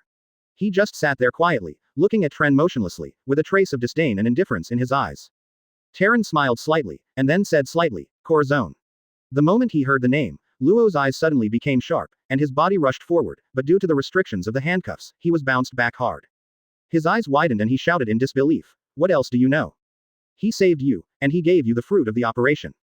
Tren said softly, as if he was telling a story that had nothing to do with him. Mr. Corazon. Luo seemed to recall certain scenes, biting his lips, and fragments of memories flashed through his mind. Surgery fruit. This is a devil fruit worth 5 billion belly. My name is Rosinandi, and I can help you treat your illness. Luo, you must live well. 20% Luo. Tren poured himself a glass of wine, then placed the glass in front of Luo, and said softly, the most deafening love that breaks out from the fruit of silence is Luo. Luo was about to say something, but his wrists loosened and the sea-floor stone cuffing him was untied. At the same time, Luo also fell down unaccustomed to his backhand for a long time.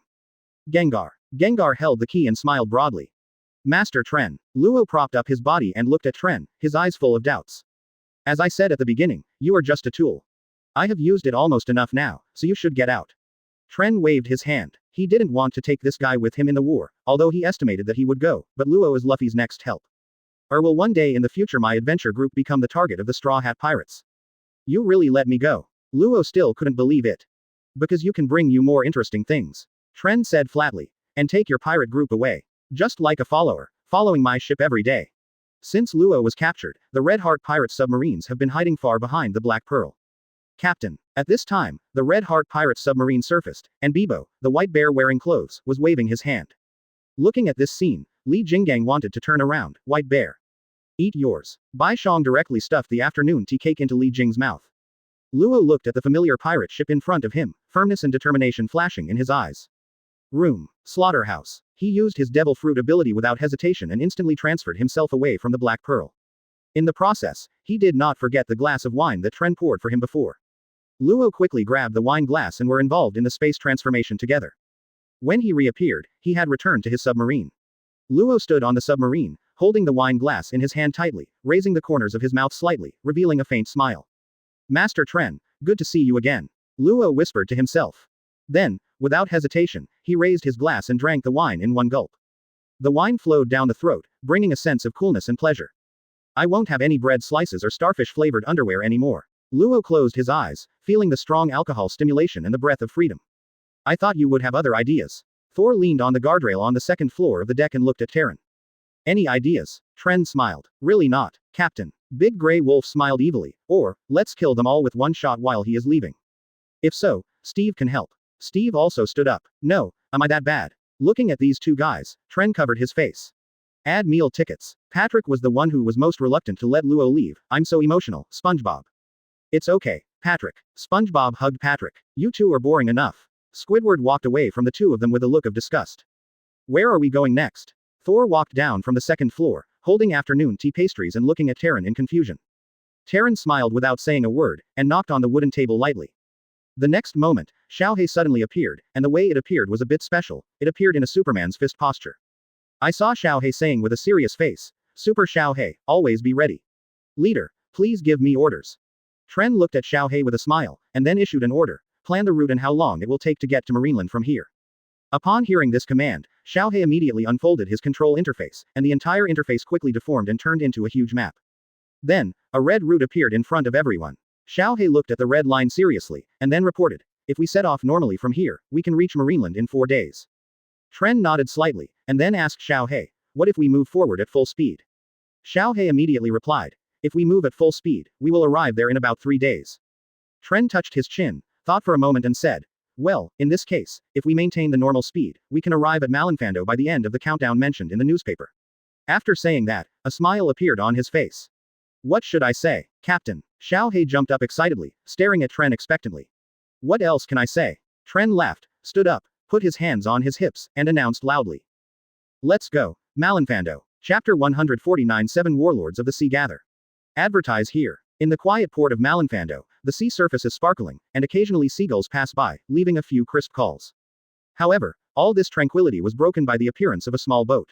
His presence formed a strong contrast with the surrounding marine warships. The hull of the ship is like a coffin, and the black wood shines with an eerie luster in the sun, seeming to imply an ominous omen. The hull of the ship is like a coffin, with only 3 candles of faint green light facing each other. It is a miracle that this kind of ship can sail to Marineland. The boat slowly approached the port, gently cutting through the quiet sea surface, making a faint sound of water waves. On the bow of the ship, a figure gradually emerged quietly and elegantly. His figure was tall and thin, like a cold and hard sword, his eyes were as sharp as a knife, and he exuded an inviolable aura. There was no expression on his face at this time, only his falcon-like eyes seemed to be examining the movements of the entire port. The Marines in the port seemed to stop what they were doing in unison and all looked at the small boat. Although it was just an ordinary afternoon, they could feel an unusual atmosphere. It's Mihawk. Who among the 7 warlords of the sea has the best fighting skills? Of course it's Mihawk. The moment Mihawk walked onto the port, the Marine Lieutenant General Guizhizhidao who was in charge of the reception did not dare to look at Mihawk for a moment. Where is the conference room? Hawkeye asked in a calm tone. I will lead you there, and I will send you now. Ghost Spider Kaido. Malinfando, the door of the conference room. It's true, Mihawk. A deep voice came from the shadows, and Teach, the black beard, walked out quietly. Ha ha ha ha. There was a weird smile on the corner of his mouth, and he was holding an apple pie in his hand, as if he was enjoying the joy of life leisurely. Hawkeye ignored him, just glanced at it and walked inside. The world's best swordsman is just different. Teach said softly, but there was an unspeakable calculation hidden deep in his eyes. Of course, he can't be stupid enough to use Hawkeye. After all, a pure swordsman is still the strongest in the world. If he can easily do it in seconds, the dark fruit will be useless. As Hawkeye and Blackbeard stepped into the conference room, everyone except Bomuroso Bear looked over. Doflamingo, a blonde, wearing sunglasses, a pink feather coat and 9/4 pants, who was accustomed to wearing pointed toes, sat aside with an arrogant look on his face. It's so slow to come. You two are here, quote. Ha ha ha ha, I came a little late. Teach replied with a smile, then found a seat to sit down and continued eating apple pie. Hawkeye still said nothing. The taciturn Bartholomew Bear sat in the corner, with a thick book similar to the Bible in front of him, with no expression on his face and empty eyes. His existence seems to be incompatible with this world, giving people an unfathomable sense of mystery. It's unclear whether he has been transformed and has become a puppet who has lost himself. On the other side, Boya Hancock looks extremely arrogant. Her noble posture is like a blooming flower, which is awe-inspiring. Haha, boring man. She frowned slightly, as if she was disdainful of sitting in the same position as others. First didn't expect Marine to be so high profile this time. Moonlight Moria was sitting on the other side of the meeting, looking equally arrogant, but he was the weakest one. His eyes were thoughtful, and he glanced occasionally, seeming to be looking for some opportunity. Although he was at a disadvantage in this meeting, he was never willing to show weakness easily. As time goes by, the air is filled with tension, and everyone has their own calculations and secrets in their hearts. Hey, how long do you have to wait? Doflamingo spoke first, with a hint of dissatisfaction and impatience in his voice. He looked directly at the 2 Marine lieutenants in front of the conference table, his eyes cold and sharp. One of the Marine lieutenant generals frowned and replied in a serious tone, Just wait quietly, Doflamingo. We will conduct the meeting according to the scheduled time and will not keep you waiting. His words revealed his dissatisfaction with Doflamingo, but also showed his majesty as a marine. However, Doflamingo didn't seem to care about the other party's attitude. The corners of his mouth were slightly raised, revealing a sarcastic smile. As that's so. Then his fingers moved randomly, as if mobilizing some invisible power. Wait. At this moment, a Marine Lieutenant General seemed to have lost his mind. He uncontrollably pulled out the weapon from his waist and slashed at another companion beside him. Go. Bang. This sudden change caught everyone off guard. Another Marine Lieutenant General reacted quickly and raised the knife in his hand to block the attack. But because the impact was too strong, he was knocked back a few steps. Doflamingo. Stop it. The two Marine lieutenants glared at Doflamingo angrily, and they immediately realized that the abnormal behavior just now must be related to Doflamingo. Doflamingo laughed nonchalantly, his laughter full of joking. Deliberately pretending to be innocent, but the cunning in his eyes cannot be concealed. Hey, I'm so sorry, I seem to have lost control. Doflamingo's thread fruit ability is in his hands like a fish in water, and his place seems to have Vice Admiral Marine under his control. Those invisible lines are swimming in the air, like invisible chains, which makes people feel suffocated. And he himself was lazily leaning on the chair, using the thread fruit to control a Marine Lieutenant General to dance, and mockingly said, "Look at our Marine Lieutenant General, he is really an interesting toy." Whoops. Suddenly a flash of light flashed, and Doflamingo's control lines were all cut off. Don't be too arrogant, Doflamingo. Sengoku walked out from a place, followed by Fujitora who sheathed his sword. It was obvious that he had just beheaded him. It's just boring. Looking at Sengoku and Fujitora, Doflamingo also calmed down honestly. Hawkeye also glanced at Fujitora because of the attack just now, but immediately lost interest. The meeting begins. Warring States didn't bother to say anything. He sat directly at the head of the conference table and began to talk about the details of what they were going to do during the execution. After a long time, Blackbeard Teach sneered and responded while nibbling on the apple pie. Sir Fleet Admiral, the purpose of our visit this time is not to listen to these long speeches. Bartholomew Bear sat aside in silence, his eyes empty, like a machine without emotions. Empress Boya Hancock glanced at the others with disdain and snorted. It's the same with me, isn't it just to help? I know my obligations. Whitebeard is like this. I don't know how many corpses there will be by then. Although Guang Moria was arrogant, he seemed a little lacking in confidence when facing the other 6 people, so he could only agree with an embarrassed smile. Just in the middle of the meeting, Mahawk, who had been silent all this time, suddenly stood up, and his eyes swept across everyone present like lightning. For a moment, everyone stopped what they were doing and turned their attention to Hawkeye. Warring States looked at Hawkeye, his eyes narrowed slightly, and he was secretly wary. After all, this guy is the most powerful among them. Mahawk, do you want to say something? Sengoku asked, with a hint of temptation in his tone. Hawkeye's voice was calm and firm. There is no need to call me for this boring meeting next time. His words made everyone present feel startled, but he did not care about the reactions of others and continued, when the time comes, I will naturally fulfill my obligations. As for the only reason why I came to the meeting this time, it was because that man might show up. As soon as he finished speaking, Hawkeye turned and left without hesitation, leaving the conference room in silence. In front of where Hawkeye was sitting just now, there was a wanted notice, and the person on it was none other than Li Jing, who was known as the Sword Demon. Chapter 150 Execution Square. Advertise here. Ha! Doflamingo showed a joking look on his face after seeing Hawkeye leave. He turned to look at Warring States and said jokingly, "This guy is much more arrogant than me. Warring States period." After hearing this, Sengoku's face darkened slightly, but he did not respond directly to Doflamingo. Instead, he turned his attention to several other Shichibukai members, with a kind of majesty and warning in his eyes. He said in a low voice, "I hope you won't play any tricks on me in the upcoming execution." Hearing this, Teach spoke first, with a smile on his face, and while eating the apple pie in his hand, he said, "Don't worry, Sengoku Fleet Admiral, after all, we are Shichibukai." After that, he did not forget to tease. One sentence. But I didn't expect there is no cherry pie here. At this moment, Hancock frowned and asked in a dissatisfied tone, "Wait, what do you mean? Do you want me to stay in this conference room all the time?" Her words stunned everyone present. Except for Shang, everyone else's expressions became a little complicated, and they all turned their attention to Sengoku and Fujitora. Sengoku looked calm, crossed his hands on his chest, and replied calmly, "Otherwise. Where do you think this is? This is the Marine headquarters. Marine Fando. Put away your pirate habits." Sengoku's tone is full of unquestionable tone, making people feel his authority as Marine Fleet Admiral. Then Mahawk Guy. At this time, Moonlight Moria opened his mouth arrogantly, but Fujitora turned his head slightly to him, and Moria instantly became honest. "You compare with him. Ha, recognize yourself." After Warring States finished speaking, he stood up directly. "Hawkeye is in Shichibukai because he wants to, not because he wants to. You know, this guy was a marine hunter a long time ago. Sengoku didn't want to offend a former world's best swordsman before his execution. Beep, beep, beep, beep. At this moment, the phone bug in Warring States' pocket suddenly sounded a rapid sound, as if it was urging something. Warring States frowned upon hearing the sound, a trace of doubt and uneasiness welling up in his heart. He looked at the phone in his hand. This was his personal phone. He usually only called for important matters. After Zhang Guo hesitated for a moment, he decided to answer the phone. I'm Zhang Guo, what can I do?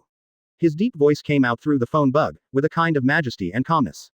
Fleet Admiral, something happened in Impel Down. F*K. Straw Hat Luffy broke into Impel Down and caused a riot. An anxious and nervous voice came from the other end of the phone, and Sengoku's face suddenly changed as soon as he heard it. Become solemn. Nani, where is Magellan? Can't he handle it? Warring States asked immediately, a trace of dissatisfaction flashed in his eyes. As the warden of Impel Down, Magellan's strength is beyond doubt and he should be able to deal with such a situation. Warden Magellan has already gone, but, however, before he finished speaking, the phone bug suddenly interrupted the call, leaving only a moment of silence. Warring States' heart tightened, realizing that something more serious might have happened. At this moment, the phone rang again, and this time Luffy's angry voice came. Where is Ace? The phone bug's excited voice couldn't be concealed in the quiet conference room.